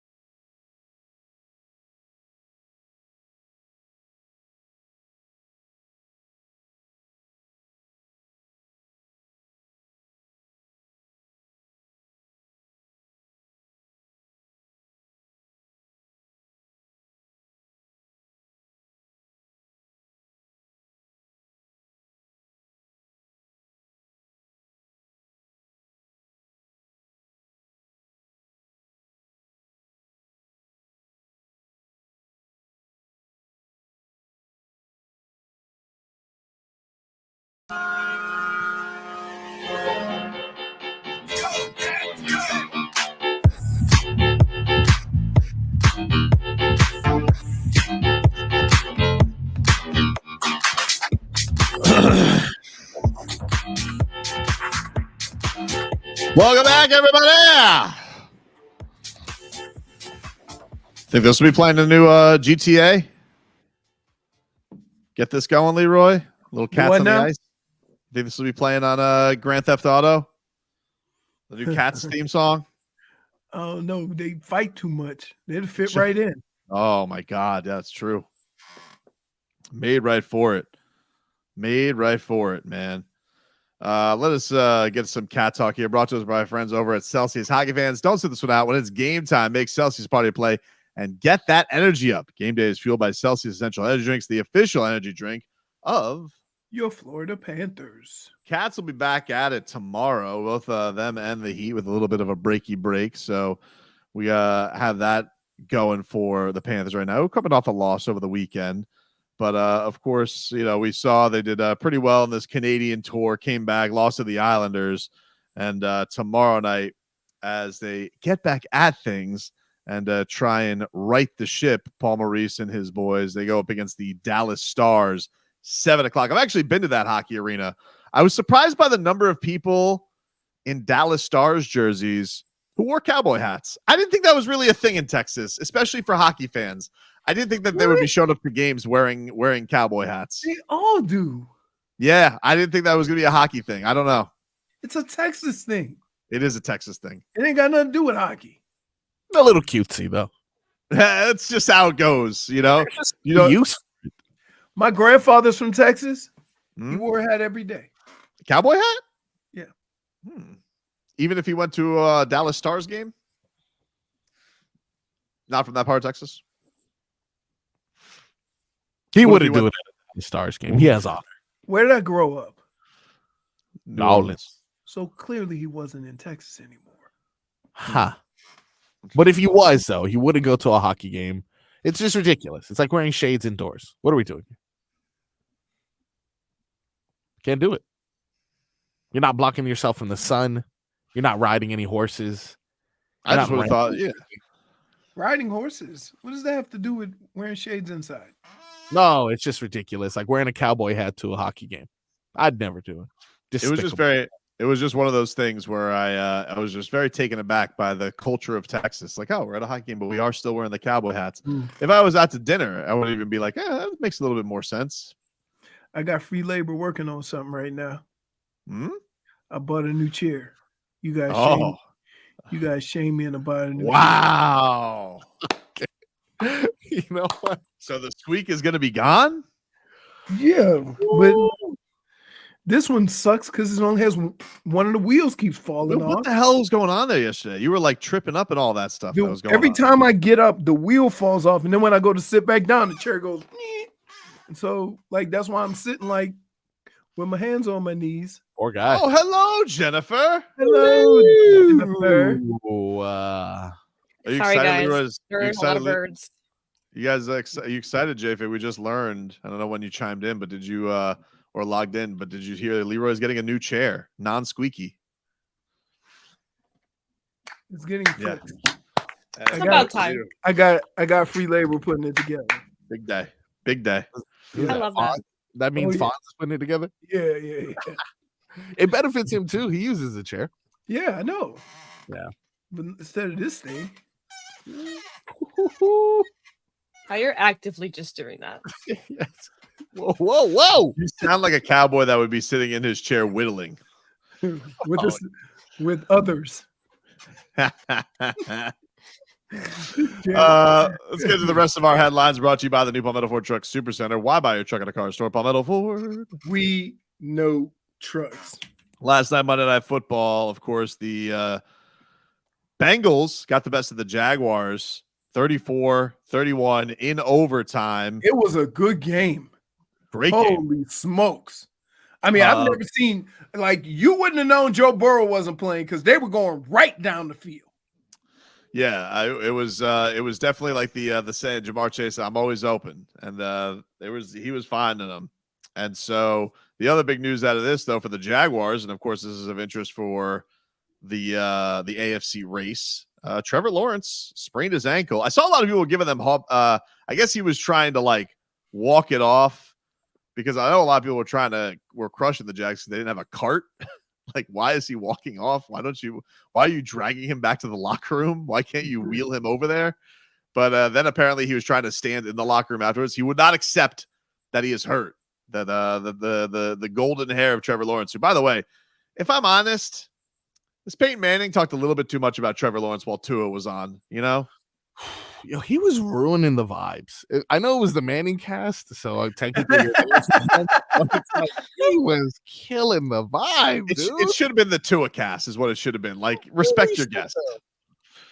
Tua, Trevor was telling me his favorite players are I'm like, hey, if you want Trevor Lawrence on the show, why don't you have him on next week? Okay. It's Tua's time right now, and he's trying to play us music, and you're ruining it, Peyton. I think one point Eli Manning was like, Tua, tell me about how it's been this year to play so many games consecutively, and Tua's pouring his heart out about what this means to him. And then Peyton Manning's like, a little bubble screen. And I was like, shut up. I'm with you, dude. Dude, what? 2-yard game, Peyton. Guys, we got to waggle. All right, we're trying to. What am I here for? Like, am I answering questions? Great use of the hard count. What? So stupid. Although Tua tried to play a joke, I think, on Eli Manning, and Eli Manning did not like it. Oh, he was like trying to bring up some story. He goes, Eli, I heard a story about you that your cadences were all dummy counts, and that, like, when it was always 3 seconds, you had to tell because 3 seconds was always when you snapped it. And Eli Manning looked like he had been exposed. And he goes, "Oh yeah, I don't know about that." Okay, Tua's like, "All right." I mean, it's weird. It's weird, but we always look at Eli as Peyton's little brother, right? It's hard not to. Even though he'll probably go to the Hall of Fame also. Well, Eli, even on the Manning cast, he doesn't do anything without Peyton's permission.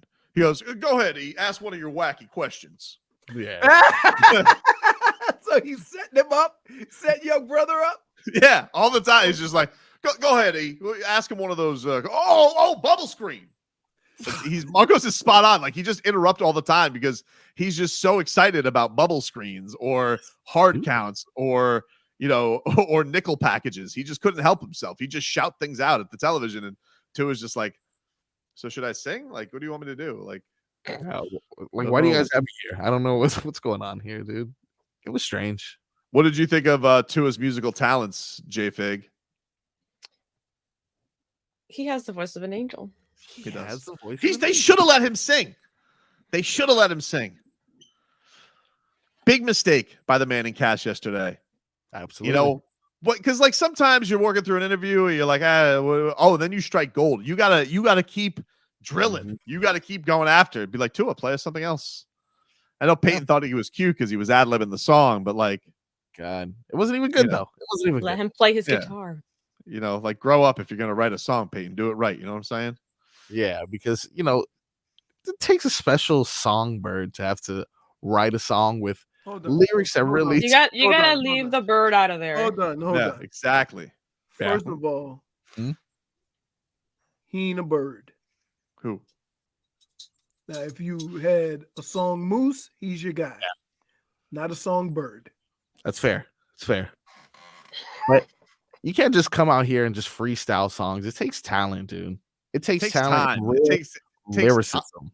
It takes time to write lyrics. Peyton. Oh no. Since we heard your name. Yeah, you got the words so we can sing along. Sundays happen, things happen. Closed captioning. She wants karaoke. Games are not the same. Yeah. Since you made this fence heaven,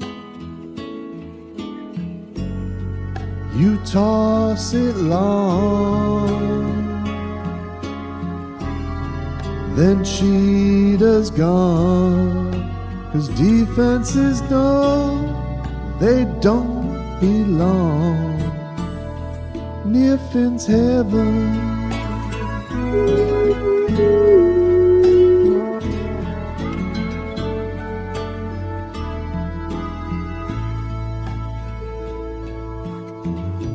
Throws with his left hand, Lots of points for Finn's heaven. Does jujitsu lands? Hard. Keeping safe off Finn's heaven.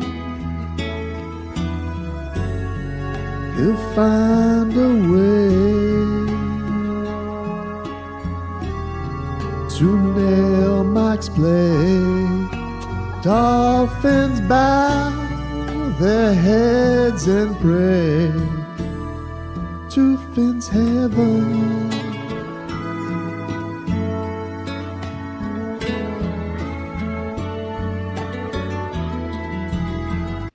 Let me know if you guys want to headline at Riptide next year, you know? Wow, dude. I told you, sounded like an angel. Lyricism. Lyricism. I'm sure. Go Bubble I Street. don't have words. Get it together, Manning. Hog Wild Fishing says Leroy dying on the inside and on the outside at the same time right now. Do you think HBO saw that and was like, He's Oh, man. hoping that chair breaks on him right now. Perhaps. I'd be surprised if I don't see Tua on the guitar on Hard Knocks this week. You have to see it now. Now I need Christmas renditions. Is there a talent show, Leroy? I know there's like a beginning of the year rookie show. Do they have a Christmas talent show? I need something. I need something. dude. Something, dude. I need something to take me to Finn's heaven. Anyway, Tua would be past that anyway, because that's a rookie thing. Yeah. You gotta have Achan. Maybe he makes Achan duet with him. Achan, get up here. Man. What was that? It's definitely a banjo. Yep. Like, it's more like a Van Ginkel kind of thing that you just did right there. Do you think Van Ginkel plays the banjo? Yeah, No. with a cup of good shine right next to him. Yeah. That's like him and Zach Sealer. I can see it. Oh, yeah. Sitting around a fire pit. Yep. I feel Absolutely. like Van Gink's more to like smash the banjo. We'll take a quick break. Back with more after this.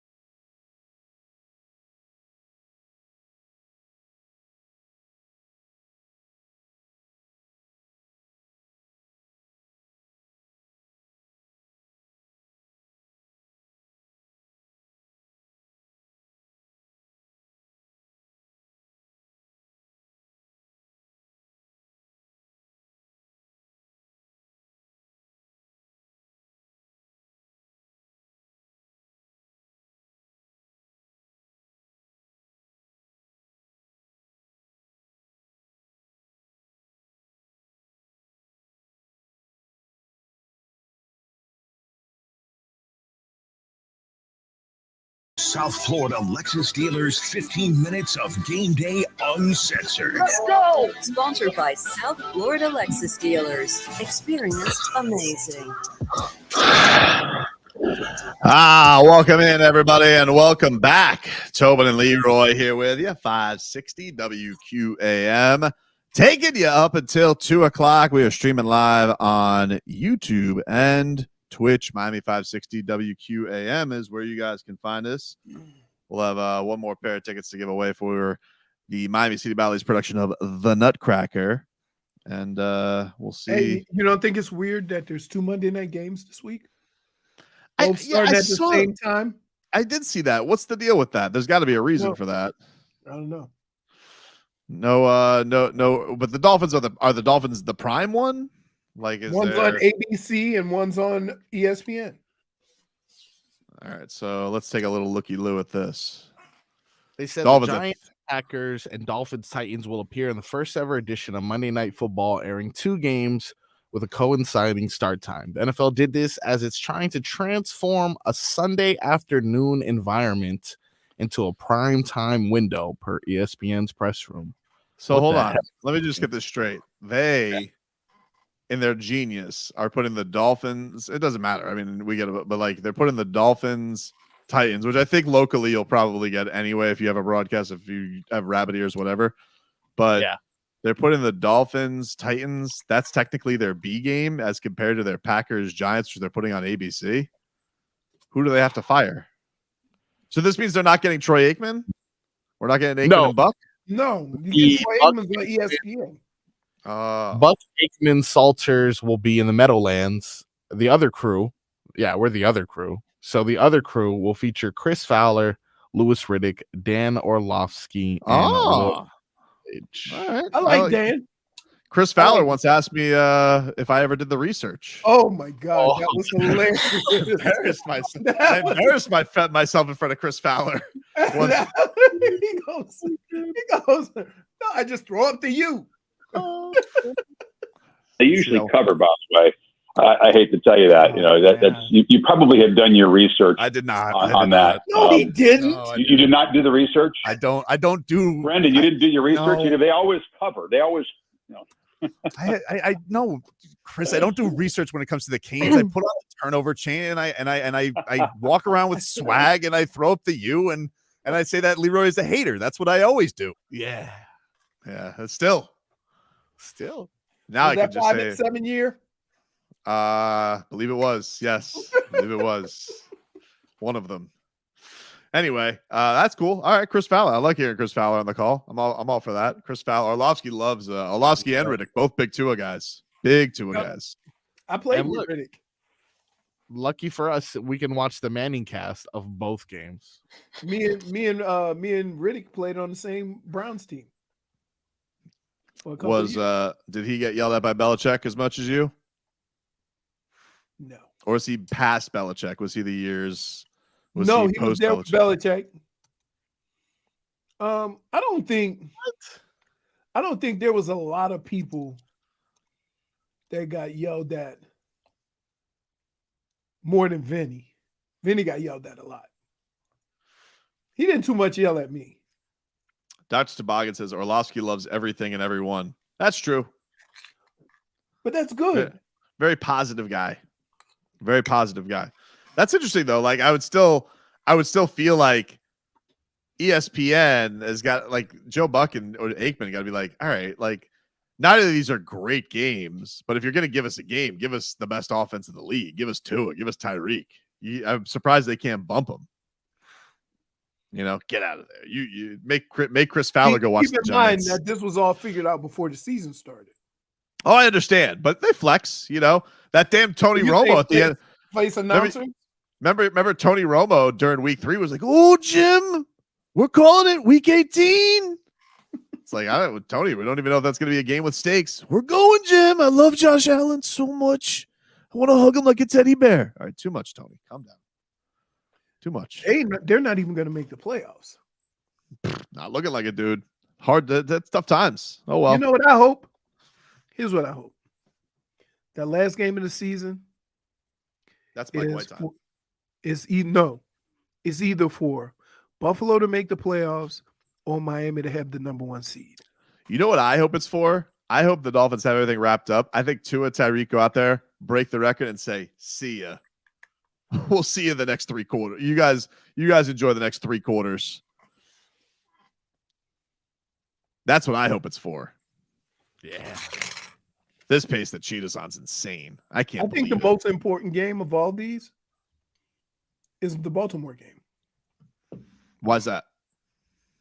Just because the 1 seed, the tiebreak. Yeah, definitely the stakes. You're right. Yeah. You're right.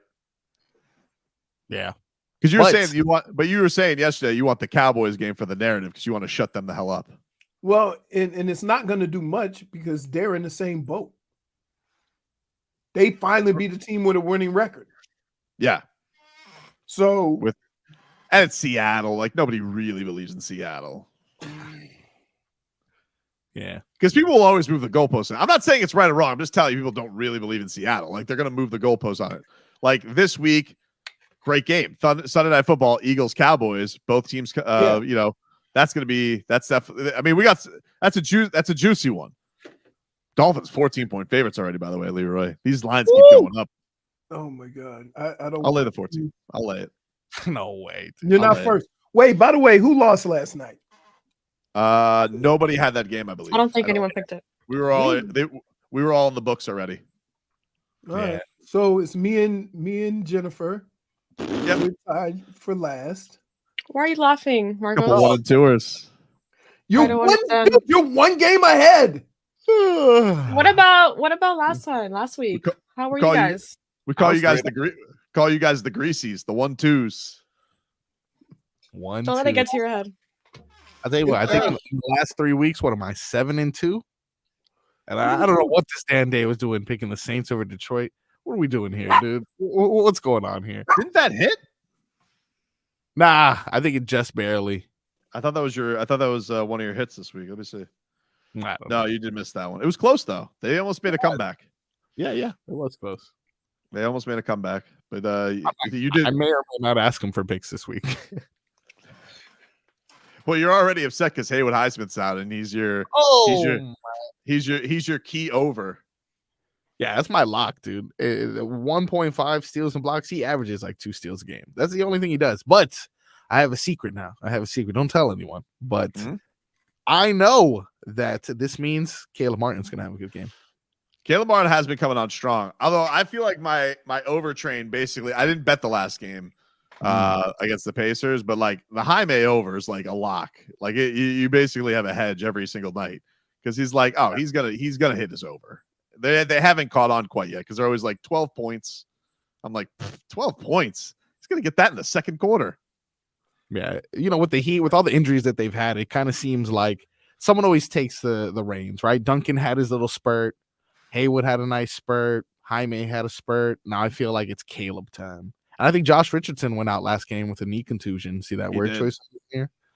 So that means more opportunity for Dunkyard Dog and Jaime Jaquez. Heard it here first.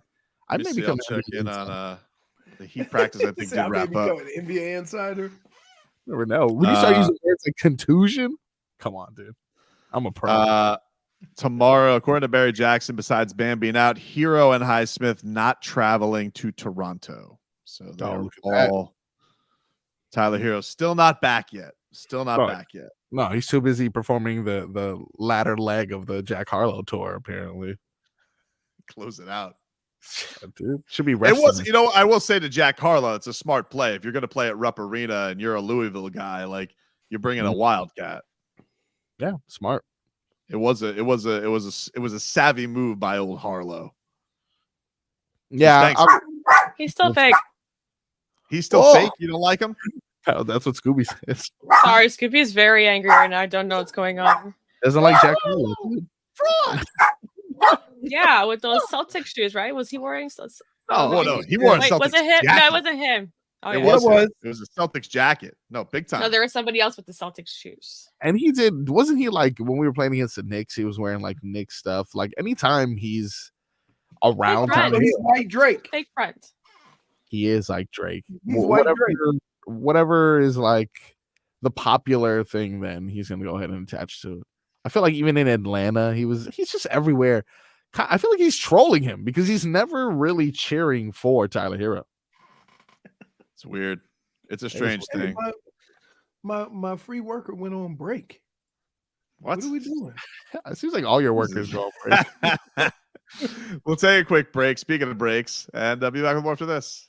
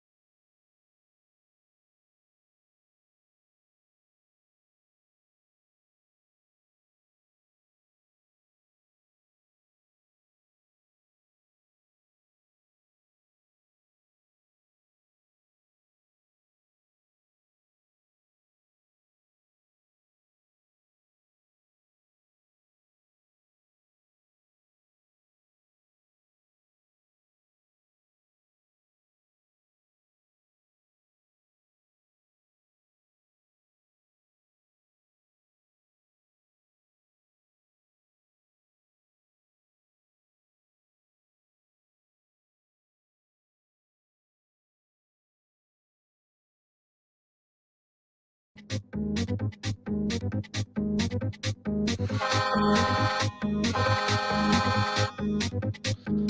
right. Welcome back, everybody. Welcome back. Leroy, I was just given word. Our friends at the Miami Heat are hooking it up. And the Eastern Conference Rookie of the Month, Jaime Jaquez Jr. What about is calling us next hour.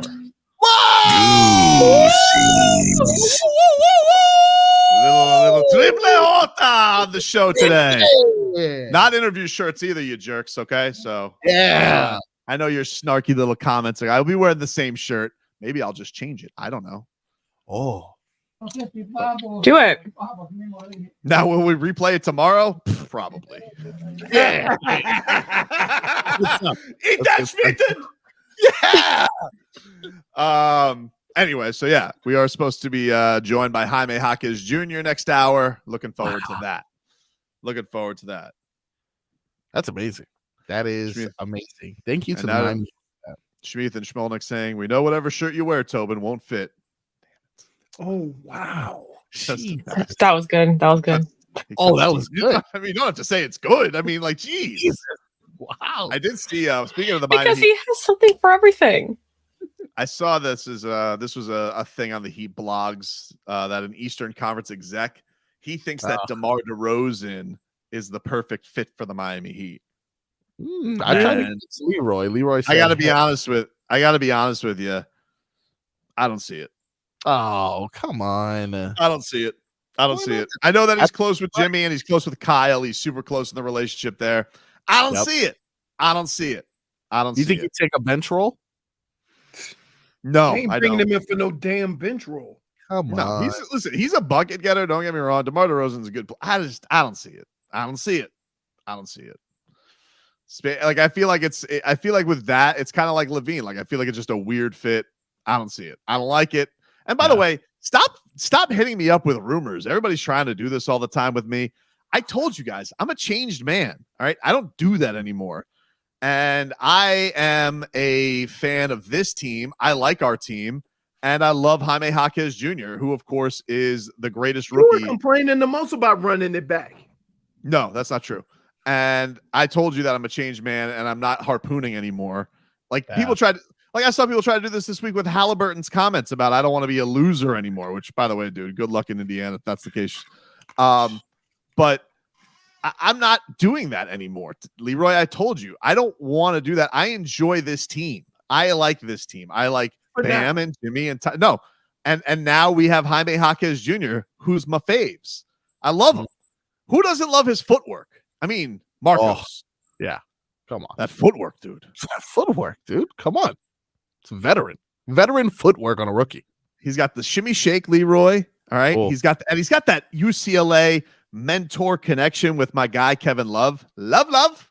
Like, there's just something about Now them you together. like Kevin Love again? Oh, listen.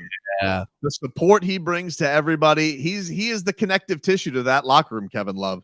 You can't replace that. You can't replace that. I know Jimmy Butler, he said that they're mediocre, but I think that was just one of those nights where he's just like, if there's one thing Jimmy Butler doesn't like, it's a night where they give up 70% in the second half shooting. He's not going to be pleased after that game. He's going to be he's going to have a bee in his bonnet, but that's okay. No, nobody should. So now we can just relax on it. And then you go up north of the border tomorrow. You kick the Raptors' ass. Yep. I'm sad though. Does that mean that Jaime is going to miss Art Basel? No, because they're back Friday. Oh, okay, good. Because I need to see this in person. I'm not gonna lie to you. This would be something that's just like, I mean, come on. I have to see that. I absolutely have to. You know what? I was questioning why you're sad that he would miss Art Basel, but now I see it. Yeah. Like Jaime could pull off the Art Basel look with the hair, with the mustache. He definitely could do that. Yeah. Please show him that. Actually, wait, he's on a video. Never mind. Platinum Sword says Herro warning Jaime about Tobin's flip-floppery. Yep. That's not fair. I don't know why everybody thinks that I get the stink eye from everybody. That's not how it works. I'm very charming. Because they don't hear it. Little sweetener. I'm so nervous. I'm gonna have to put him on hold prior to us bringing him on, and I need to impress him in one sentence. I got one sentence to do it, guys. We need to. Let's just think. We have about 45 minutes. Why don't you just call him? Why don't you just welcome him in? Just be like, "What's up, Rookie of the Month?" Wow. Okay, that's a good start. Make sure to say Frog Boy and not Marcos. Oh my God! What if he Frog Boy? Hey, what's up, Frog Boy? Frog Boy, 560 QAM. Hey, it's Jaime. Oh, what's up, Rookie of the Month? I love he'll you. Definitely remember. He'll definitely remember. He'll definitely remember Frog Boy more than Marcos. I would feel like who's gonna forget Frog Boy? That's true. Exactly. I don't even think I want to say my name anymore. And Although you it could is just weird. Sometimes people in public are like, "Hey, Frog Boy," and I'm like, I don't know how I feel about that. We've just ruined you going about life. Is that what you're saying? Yeah. Like I'm a professional in other places, and people are just yelling out "Frog Boy" to me. Doesn't feel good. He like looks down with shame. Would it be somebody yelled in public at you, Marcos? Hey, fix it! I would be nervous. I'd attempt to fix it because you wouldn't know what to do. Yeah, but I think it's one of these things. It is one of these things. Yeah, like if you're giving me, listen, I'm not dealing with Heat rumors anymore, but I'm certainly not dealing with DeMar DeRozan rumors. I was laughing over the weekend because like people were getting crazy about Damian Lillard old rumors. I'm like, hey, do me a favor, everybody, let it rest. I don't need to hear about what the Heat were willing to give up for Drew Holiday or for Damian Lillard. Because you want to know something? We ended up smelling like a rose because we got Jaime Jaquez Jr. You would have had him anyway. We don't know that, Leroy. We don't know that. Yeah. See, they like to say that, but we don't know that. We don't know that. I think that is very convenient how we're saying, oh, we never would have put Jaime Jaquez in a deal. You put everybody in a deal except Jimmy and Bam. Guilty. Because I like to get deals done. But it didn't happen. So now I have the benefit of him.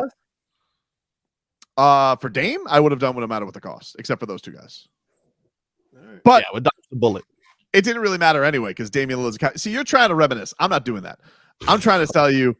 The point is, I'm not dealing with old Damian Lillard. It's over. You know what my point is right now? All I care about is the Heat beating Damian Lillard, so he knows that he made a mistake by being a coward. That's all that's the only important thing right now. And quite frankly, they're in for a rude awakening because the Bucks don't want the Heat. We clearly know this. We know this. I can see it. I can see coming out. I'm telling you, dude. I see that team, and I see a team that does not want the Heat. Yeah. It's clear. We're like, there's really. This is the thing that makes it hard as a Heat fan, which is why Adam Silver has to make up some fugazi tournament because you're going to sit back here this entire regular season, and there'll be some frustrating nights, but you keep it respectable. You keep it within striking distance, and then once you get to the playoffs, there's not a team in the East you fear. It doesn't exist. Right. It doesn't exist. Doesn't exist. Porzingis, please. What? Already banged up, by the way. Shocker. Yeah. I was going to say he won't even be around. For sure, he's going to be injured sometime, and I hope he doesn't. I'm not wishing that on anyone. Even if he is around, I'm not scared of Kristaps Porzingis because it's Kristaps Porzingis. But let's see him even get there. That'll be a landmark. That'll be a landmark on itself if he gets there.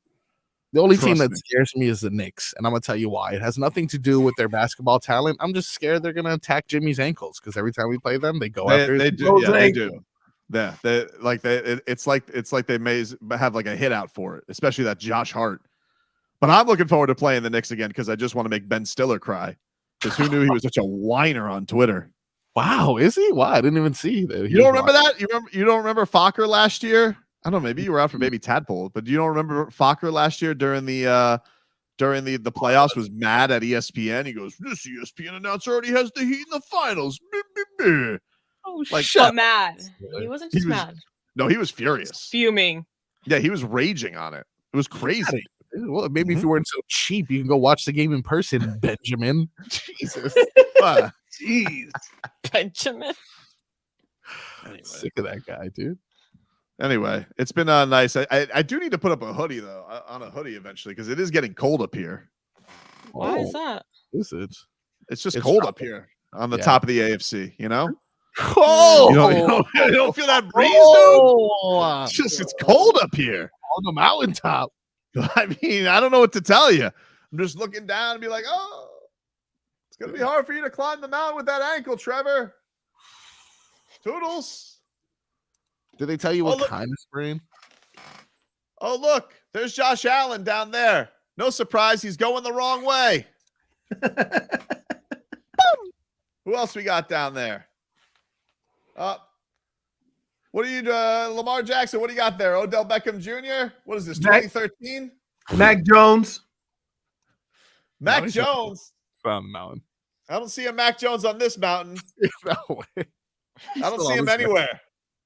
He's at on base camp. Oh, I think he's over there. He's smoking a hippie pipe with Aaron Rodgers. That guy. You guys see that? What's that? Any chance he plays in the next coming weeks against us? No way. If they're trying to convince Zach Wilson to come back and he's saying no, you think Aaron Rodgers is going to come back for this team? I support Zach Wilson. I don't understand why you guys are supporting this. Go do your job. No way, dude. Screw you guys. You know, you're going to talk crap about me and you know, the things I may or may have not done with my mother's friends. You guys have been talking crap the entire time since I got drafted. I'm not going back to I don't understand this. His feelings are hurt. Everybody's feelings are hurt. Nobody wanted you here anyway. Like, don't all of a sudden now be at the point where you're going to have some pride. You were going to be under Aaron Rodgers' wing. Then he gets hurt. You have this opportunity. You mess up. But, okay, so they went to Tim Boyle for a game. Now you never come back? Get out of here. How many times have they tried to replace you anyway? You should be used to this. Get to work. How disgusting am I that I bet the over on Tim Boyle rushing yards? Yesterday? Why? He was going to be... What kind of a bet is that? It hit. He got 2 yards rushing. It was set at 1.5. Yes. It was 1.5 rushing yards. What did you get? What was the number on that? What was a part of a parlay that was messed up with everything else? So, you know, hey, wait, how do you think I feel? I won a game 6-0 with the point spread being 5.5. It's crazy. Win's a win. Take a quick break. Jaime Jaquez Jr. is scheduled to join us next hour. We will get you caught up with your headlines coming up next. Time. Coming you.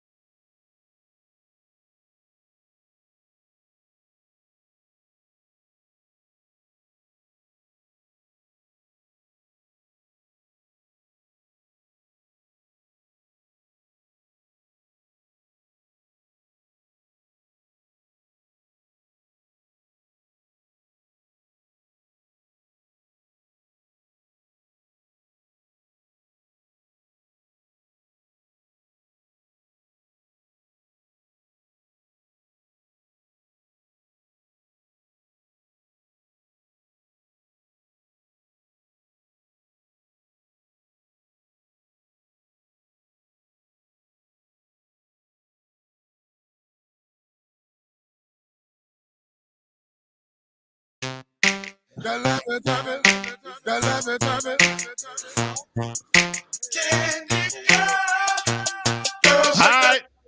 Welcome back.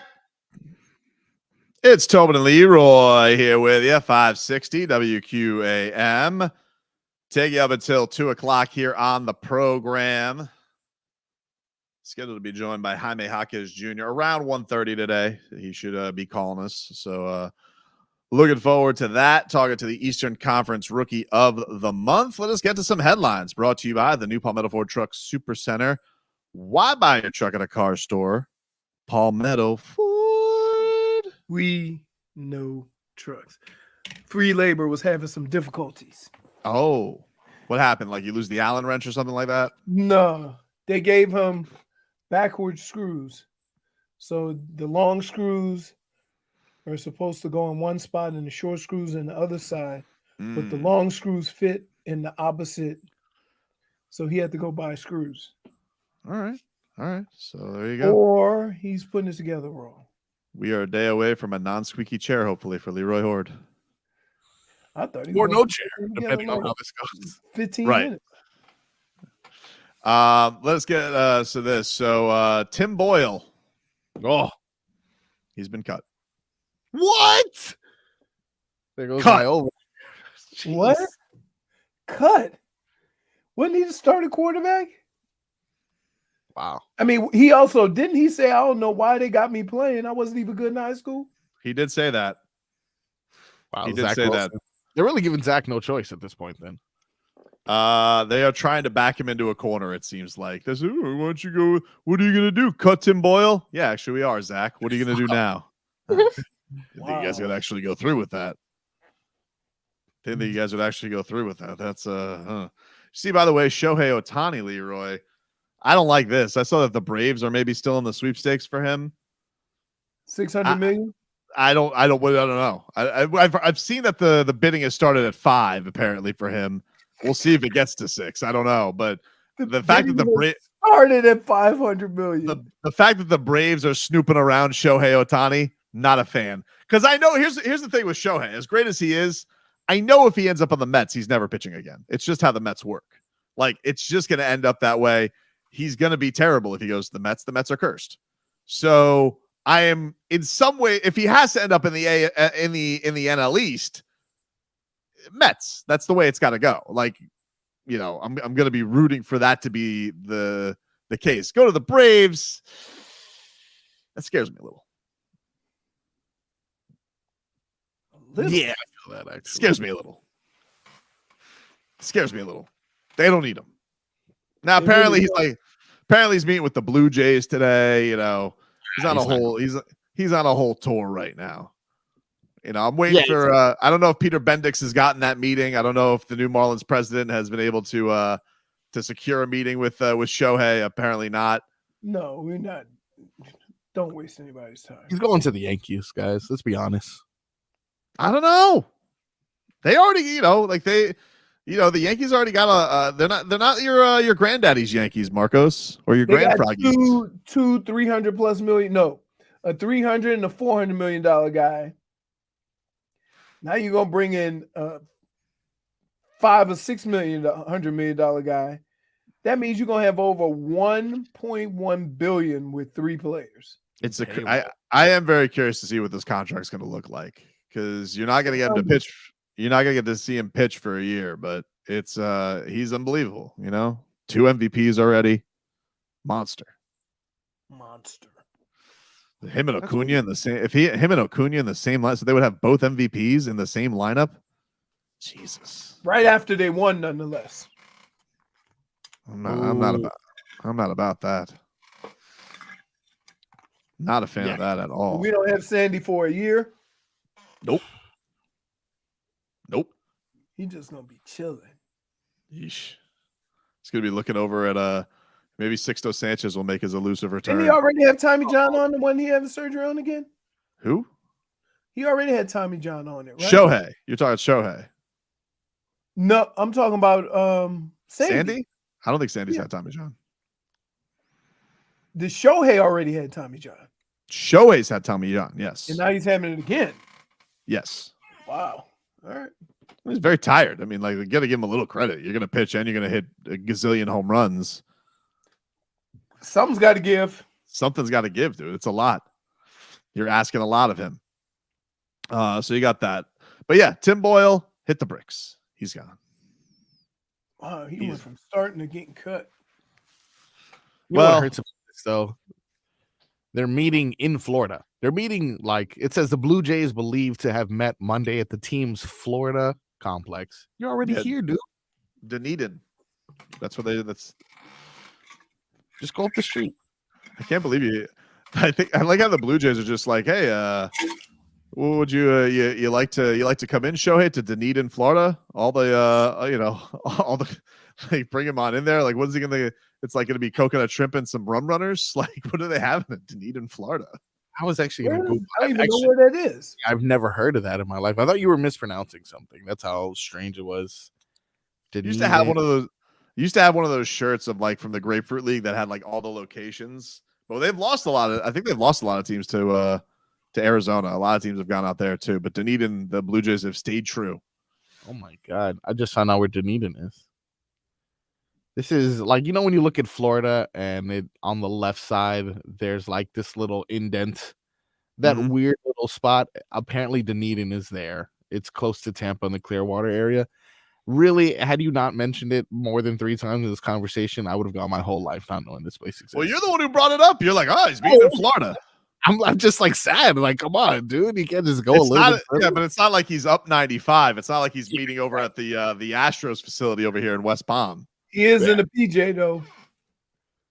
Yeah, I'm sure he is in the PJ, but I don't know, man. That's a crazy amount of dough. By the way, I saw that Lionel Messi was named Time Magazine, if that's still a thing, Sportsman of the Year. Oh, look at that. How about that? All for that. I mean, listen, that guy was scoring goals willy-nilly. He's good. He got pretty tired pretty quick too. Did he? Would you? I mean, like, he wanted to. He probably can relate to Shohei. He goes, "Whew, carrying a franchise, huh?" Tough. Hey, and then Tobes. What did Tobes say? Carrying a league. Oh, you can't give us a minute? What are we doing? I just mean like he's done everything there is to do for Argentina. They're a little. Think that they could help the Pinks. Are they not entertained? I understand though. He'll be here for what is that? Copa America's coming down here, the final. He's going to be here for that. I just liked watching him, man. I'm sorry. Like I got my whole Apple. I got my Apple subscription. Excuse me if I was a little greedy. I mean, Josh Richardson was like, "Yeah, you're being greedy." Then he fooled me and told me that he blew out his ACL or something like that. Right. That's what I'm saying. How dare he break news like that? Wasn't true, but he was playing with you. He got his point across. I was being greedy. I understand, Jay Rich. Sorry. I like watching this guy play, man. That's all I'm saying. That's all I'm saying. But the Jets, man, to think about, could you imagine being at the point, who the hell did they sign? Ripien? Is that who's coming here? The Jets? I played with Brett his dad. Ripien. Man, Brett Ripien off of Seattle's practice squad, according to Josina Anderson. Wow. That's serious. Imagine Are they going looking at I'm sorry. Are they looking at Cleveland? Because didn't Cleveland sign Joe Flacco, and he's been doing? Joe Flacco actually played good last week. Yeah, I mean they had that same opportunity to bring him back, and they just chose not to. Well, yeah, I think he probably realized. I think when Joe Flacco realized, do I have to play the Dolphins again so my kids wear the jersey against me? I don't think he wanted to play that game. That's probably what he was thinking. Fair. Which is weird. Why wouldn't they even call Joe? Wouldn't even call Joe Flacco. You know what I mean? Yeah. He's the closest thing they got.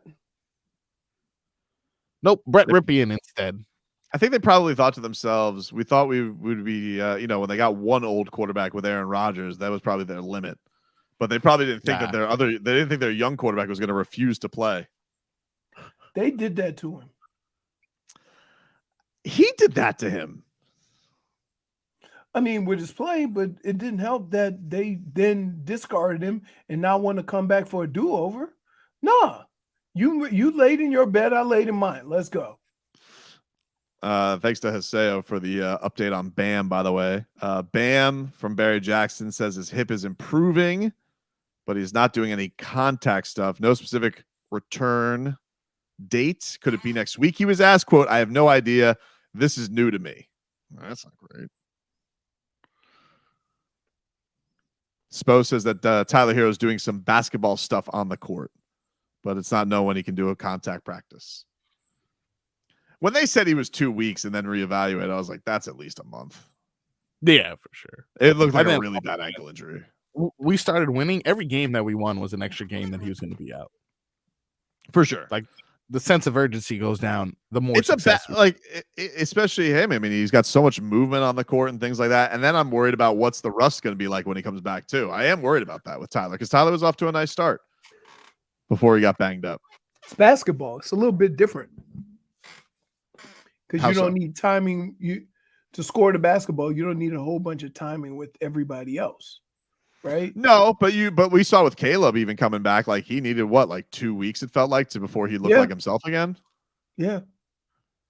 So I don't know. Going to mean a lot more Jaime Jaquez, that's for sure. It sounds like Jimmy and Jaime. It's the Jimmy and Jaime show for right now. No Bam, no Tyler. Oof. But I'm with you, Heat Colt. I'm not panicking, but it just sucks.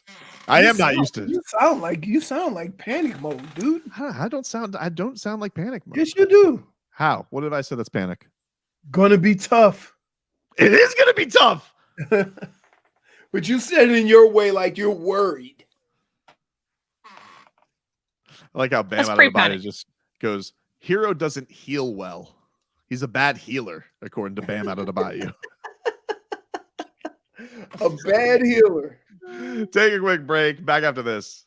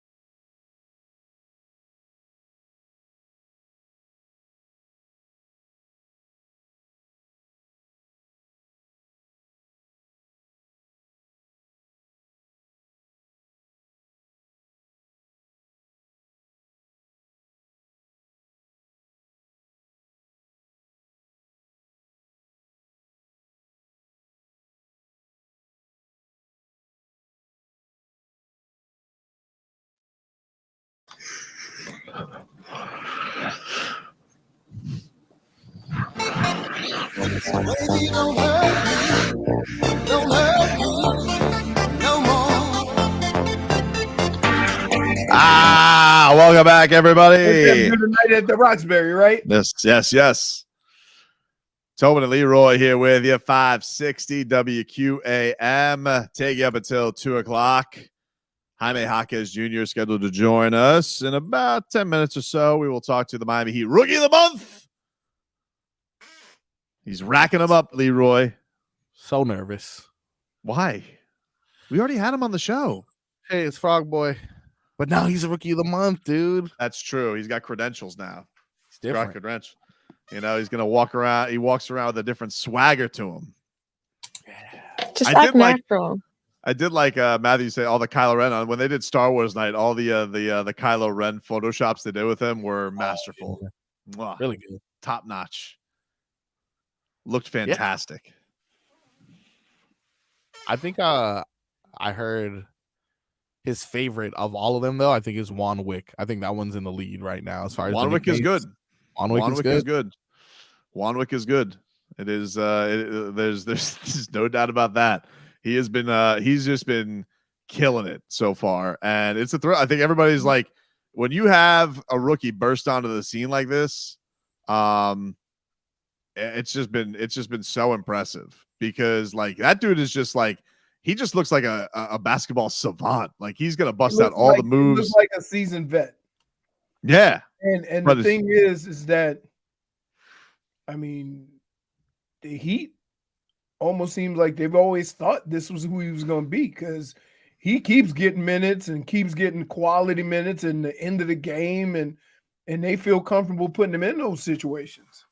Yeah, like Jimmy was saying the other day, I think it was after the Pacers win, where he was saying like the moves that he's good at because he models himself after Jimmy. We talked about this with him, DeMar DeRozan, D Wade, Kobe. He likes those types of, but like Jimmy was saying, like I didn't do these moves till I was like 28. The guy's 22. Right. Is he 22? 22. Okay. No, dude, he's not that old. I'm telling you. 4 years of college.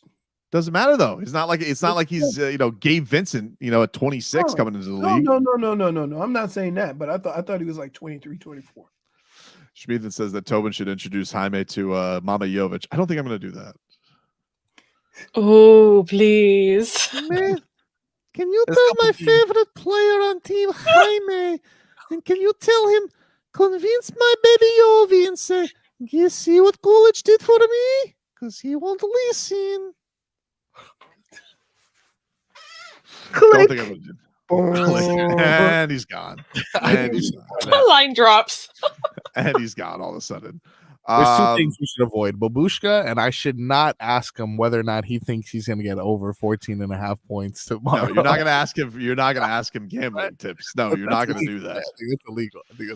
You're not going to do wrong with you, Marcos? What is wrong? Seriously, stop. Is Marcos the fastest gambling addict you've ever met in your life? Like he hasn't been into gambling for that long. Yeah. You went from puff give to crack in a week. Yeah. The type of parlays you're in are that of a seasoned vet. You're like not dipping your toe in the water. Be like, man, a little over under tonight. I'm gonna tell you what old dumb Marcos does. That's me. Right. Yep. You bet his little $10 or whatever, and keep adding games. Ooh, I can win $350. Ooh, you don't understand why you can win $350. Yeah, he's just getting impossible. I think it's probably because, I don't know. Did you like start hanging in the bullpen too much and Hockman was hanging around? You're just like, that gambling sounds like a good time. I just looked at the numbers and I felt like, oh, these are, I never understood it before. It was a lot of mumbo jumbo. Actually, I blame you guys with these. You made me look up all the us. Yeah. You know what? Now it's coming to me. You guys made me into this. All right. So when I'm homeless in a month, you better open up your couch to me a little tadpole. No, that is true. Like you didn't even used to know what -3 meant. Yeah, really, I did. In 1 month, look what he's become. You said something earlier that was still confusing. Something about laying the points, and I was like, "Oh, I got to learn that." I'm not sure exactly. If you're laying the points, that means you're favored by those points. Oh yeah, Leroy's always scared to lay points on the big favorite, which bit him this week. The Cowboys. Yeah. I hate Got it. him. I told you that. I hate it. I especially hate when it goes above 1 touchdown. Not me, dude. You know, Not me, especially when it's the Dolphins. You You're know looking at why? the Dolphins line already, aren't you? He I- said 14, not He's enough. I'm still been. taking it. Well, yeah, I hope I get the chance, but J-Fig might get at that first. I'm not sure. Me and Jay figure before you. I know. So you guys might hop on the Dolphins. I know you won't because you're not going to pick a 14-point spread as your first game. So I'm not worried about you. No. But J-Fig, she might. I'm not sure. We'll You take a never quick know. break. Jaime Jaquez Jr. is scheduled to join us. But first, if you guys want to win tickets to Miami City Ballet's production of The Nutcracker, caller 11 right now to 305-560 for Jaime. Caller 11 at 305-567-0560 wins a pair of tickets. Pretty good. Wins a pair of tickets to the Miami City Ballet's production of The Nutcracker. If you don't win, you could still get your tickets at miamicityballet.org. Jaime Jaquez Jr. is scheduled to join us next.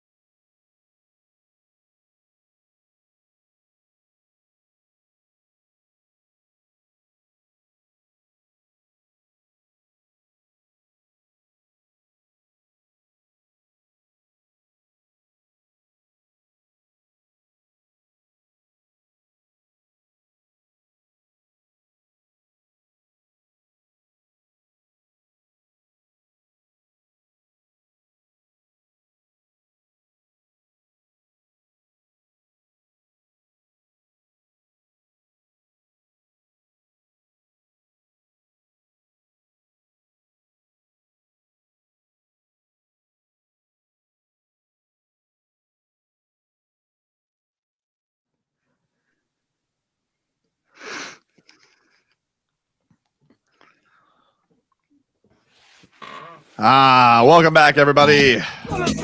Tobin and Leroy here with you. 560 WQ AM. Take you up until 2 here on the program. You guys missed any of the show, you can get the Tobin and Leroy podcast available for you on all podcast platforms. And, go back and this may be the last. This could be a classic show for us, ladies and gentlemen, because this could be the last podcast you hear Leroy's squeaky chair. It could be. I don't know that for Did sure. you get cold for a second? Did you get heartbroken hearing it, Leroy? No, the wheel. The squeak wasn't the thing. The wheel. That's been the wheel the whole time? If I don't sit like this, the chair will fall down. So I have to. All right. So You also look like you're blending into your wall. Let us go out to the Toyota That's Highway the guest greatest line. Let's go out to the Toyota Highway guest line. Shop hundreds of Toyotas indoors in one of America's largest showrooms at Toyota Hollywood on 441 between Hollywood and Sheridan. Let's welcome on the Eastern Conference Rookie of the Month.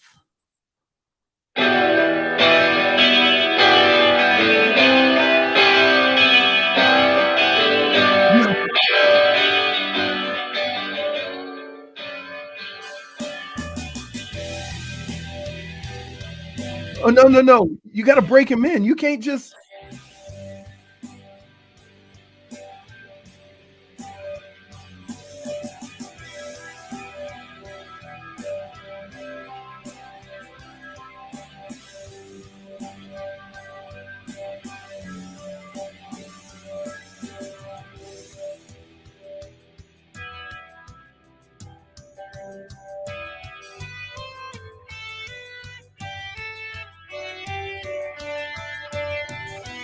The weight is her hands slowly, my breath Are we doing this? slowly taken.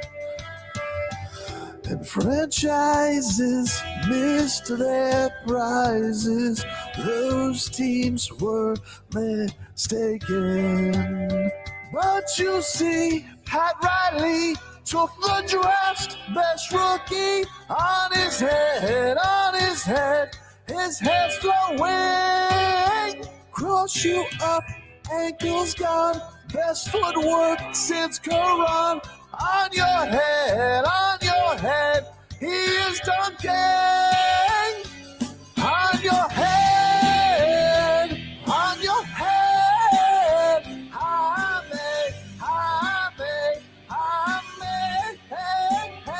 dunks on your head,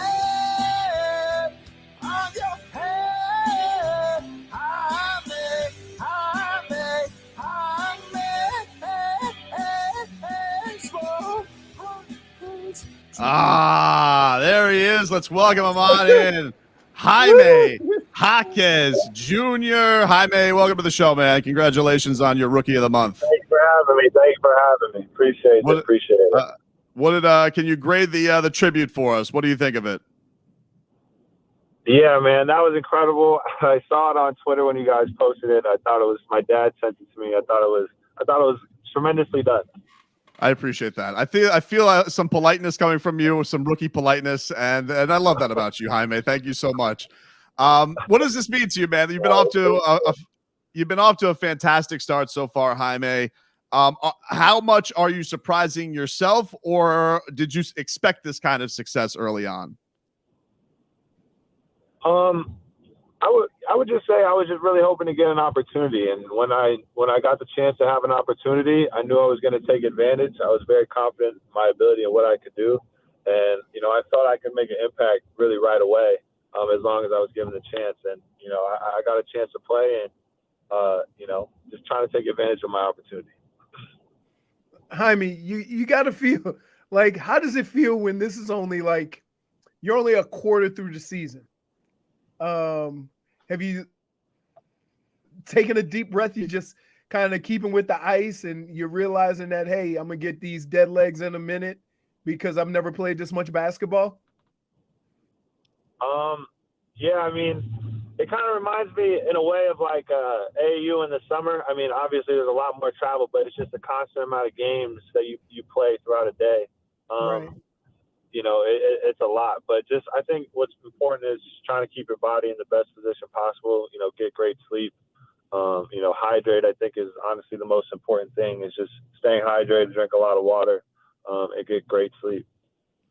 Talking to Jaime Jaquez Jr. here, of course, a Heat rookie sensation, just fresh off Eastern Conference Rookie of the Month. I want to ask you, Jaime, you mentioned earlier in the year how when you guys got off to this crazy amount of road games, that was almost your welcome to the NBA moment. What was the best part of NBA travel? Like, is it the hotels? Is it the restaurants? Is it getting to see everything? Like, what was the enjoyment that you got of NBA life on the road? I think, when you're on the road, you get a chance to connect with your teammates, because it's just you guys, the team, the staff. You get to connect and really, get to know people and build deeper relationships. And I think it was a great time for us. We got to go out, eat a lot of great food, see a lot of cool places. It's always great to explore new cities, especially ones I haven't been to, like off to Toronto. And really excited to go see what that city's like. Was there a point this season though, like from one of your vets, because you are having a lot of success early on? Was there a point of any of these guys telling you like, hey, don't be shy off the bat. Like, we want you to be you, because it could be natural for a young guy to come into the league and not want to, like, I guess, step on toes. So were there any conversations from any of the vets that you had to be like, hey, just go be you, because you're fitting in pretty seamlessly? Yeah. All the guys, all the veteran guys were very encouraging of me to just, play my game. I think Bam was, really encouraging at first, just to, play my game and be me. That was one of the things he said. He's like, they drafted you for a reason. That's to be who you are. So, don't change that. And, I took that and, ran with it, along with even the coaching staff as well. CB's always was telling me, play your game, be yourself. And, he's like, that's what you're here for. So, along with vets and staff, it's just been a bunch of encouragement and giving me a lot of confidence to be able to just play my game and go out there. So I give a lot of credit to them. That's got to be a cool thing, though, because I know there's a lot of rookies. And I remember when I was a rookie that you're kind of nervous because you want to prove yourself and you want to show that you belong. And then the veterans are telling you like, no, be you, go. And it's got to be pretty relaxing to be able to just go into an environment and just play the basketball you've played your whole life. Yeah, 100%. And like I said, just having such a great group of guys and veterans just really being so encouraging to me. I think, that's really given me a jump start, is just because, I have the trust in my teammates to just go out there and play my game. So. You mentioned coming in to the league, and we talked about this a little bit with you at Media Day about how Jimmy was one of your favorite players coming into the league, one of the guys you model your game after.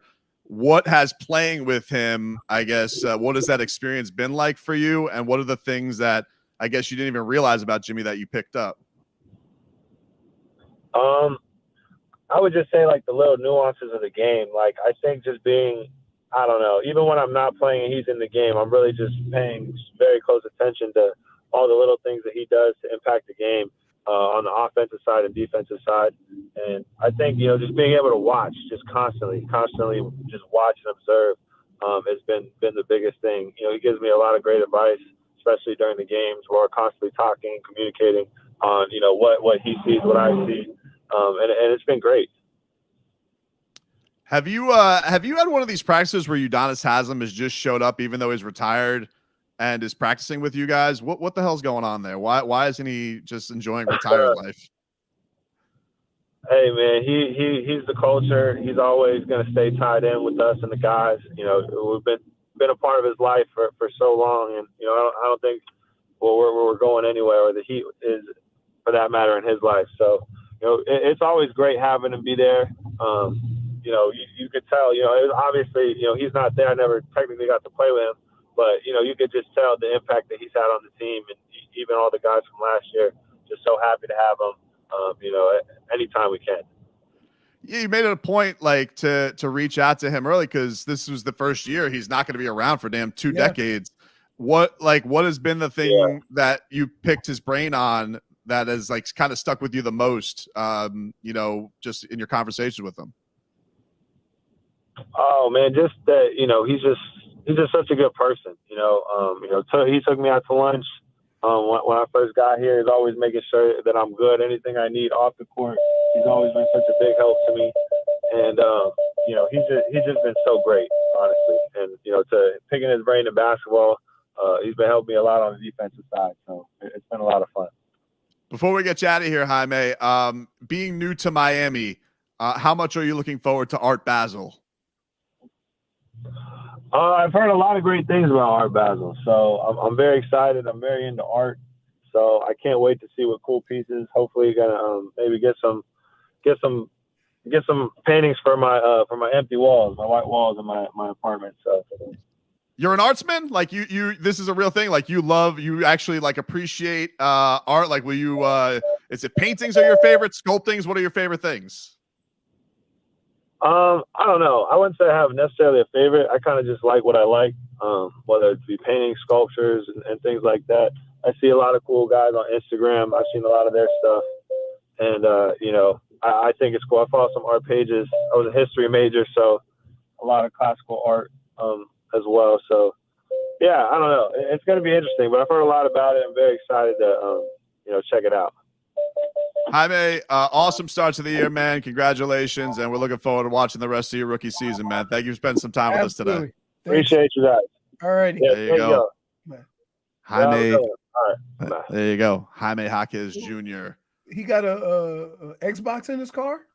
I think that's, I don't know. He's got like one of those old school, like when you leave the key in, it's like still ringing. When I leave my key in the car, my horn goes off. No, okay, that's it's not even a beep. You forgetting something, big fella? That's a nice reminder. Yeah, no, his was a Tesla for sure. That had to be a Tesla. Yeah. You think he drives a Tesla? He definitely drives a Tesla, dude. He definitely drives a Tesla. He ain't driving a truck. Yeah, he hasn't hit that second contract yet, so it's still like you can't buy a truck living in downtown because there's nowhere to park. You don't get that big of a parking spot in those condos. Yeah, but if it rains too much, you need a truck. But maybe if he's living in those heat condos like across from the stadium, maybe he just leaves his car at the arena and then he just walks to his condo. We should have his address. That VIP parking lot. Dude, I remember when there's a big difference between sports now and sports when I played because after every game, you had to walk the gauntlet of fans to your car. It was in the same parking lot. Yeah, and don't lose. Webster Slaughter. He tried to catch a punt on the 1 yard line. We ended up losing the game. Man. They sliced his tires. That's tough. Yeah. Slicing tires, that's tough. Now they go into the bat cave. All the players go underneath the stadium and valet their car. They don't even have to come in contact with people. What the hell is the bat cave? You know, when you go underneath the stadium? That's kind of cool. Yeah. That is cool. I saw that they have that. Valet park. I get one of them passes at their valet park and say, haven't seen you here in a minute. It's like, yeah. Before the stadium, buddy. I just like the fact that Udonis is still showing up to practice. Like he's just like, all right, boys. Just showing up. I need a good workout. Who got me? Need a good workout. Who's got me? You, Rook. He coming in there like Orange Theory. Get this work in. Really, he just doesn't want to pay for a gym membership. I wouldn't either. Can't have Udonis Haslam showing up to a UFIT. Like he's like, I'm gonna go. I'll just hit the Heat Arena. Get some weight in there. Imagine like you'd be like you got some old lady or UD's trying to get on like the cross cables. Excuse me, sir. I'm doing my hip exercises. Okay. What? It's like First of all, UD would probably be like me and go way, way early where hardly nobody's there. Oh, I couldn't even imagine the old bothering Leroy while he works out. Dude, let me tell you. Dude, I remember being at the gym at like 6 a.m. Somebody look over at me. Big fella, can I get a spot? First of all, I say, first of all, No. And I said, second of all, I'm not going to be the one lifting that weight, right? If you need a spot, lower your weight. Walked away. No, what do you think? Big fella, come help me. I see what happens. I don't want to be hunched over your bench press trying to help you out because you want to impress somebody with what you can't bench. Not needed, sir. Move it along. Keep it moving. So people come up and talk to me, you know what you do? Sorry, I'm working out right now. No, I got my earbuds. Earbuds kill it though, because you ever walk up to somebody and you think, and they ain't paying no attention, you don't realize they have the earbuds in. Hate so uncomfortable. Should have told Jaime make sure he doesn't. Should have told Jaime make sure he doesn't get screwed by any of these fake artists down here. The ones that are gonna oh, what is this? Oh, it's a bunch of bottle caps in a mason jar. $400,000. No. You got to go to Art Basel, not Citadel Basel.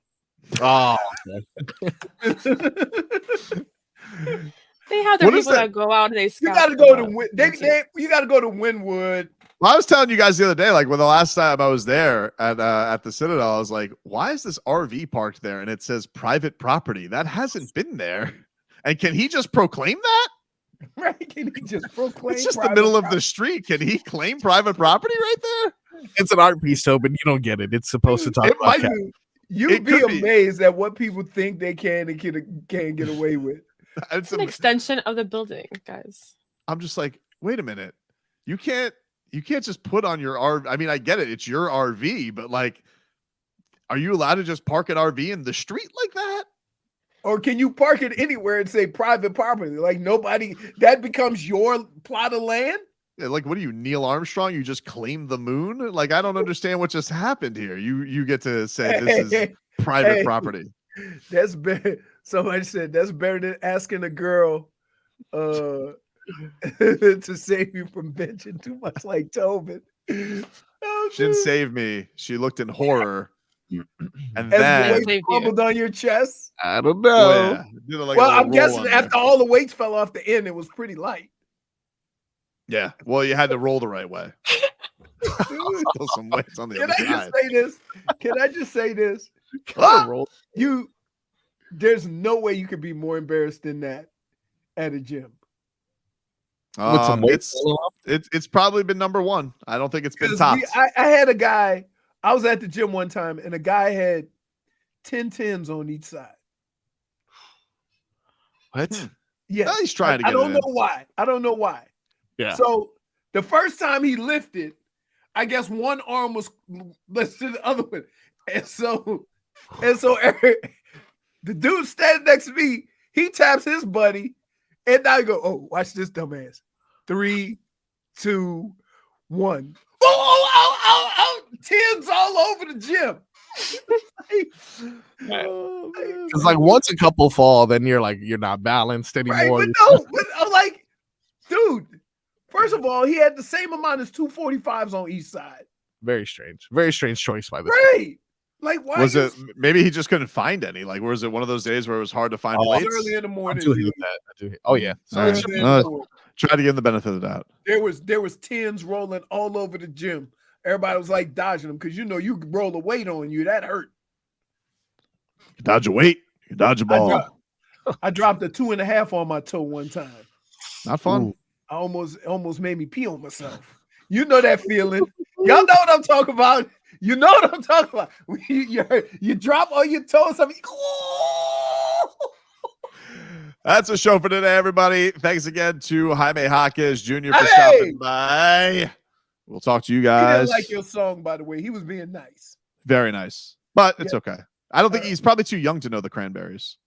No, everybody know the Cranberries because from movies. I'm sure he's heard it plenty. I don't think he knows the Cranberries, dude. He's probably like his dad. Like that's probably when his dad showed him this. He goes, "Oh, the Cranberries." He's like, "Who?"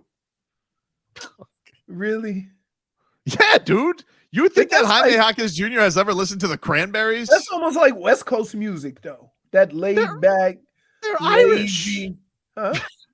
The Cranberries are Irish. I know, but that's Oh, it's just an excuse to do that. I'm pretty sure you hear that somewhere in Venice Beach or something. Yeah. I don't think so. It's Dude. like a lazy, laid back song. Is it?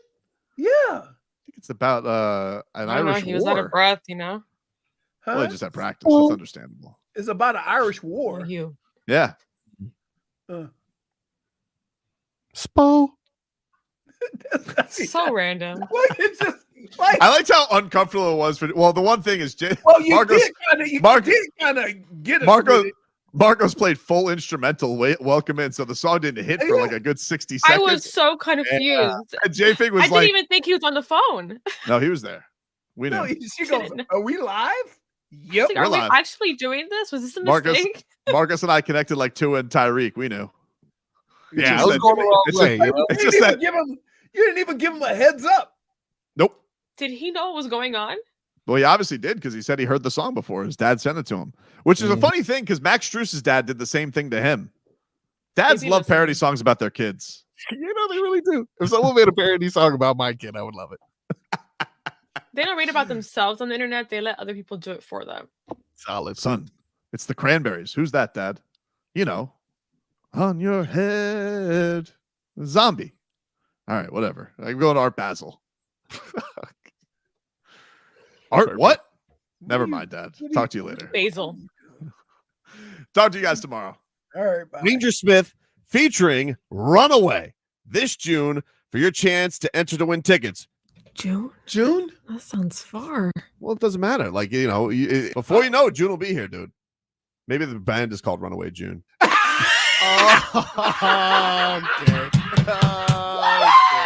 Jesus Christ. I'll see y'all when I see y'all.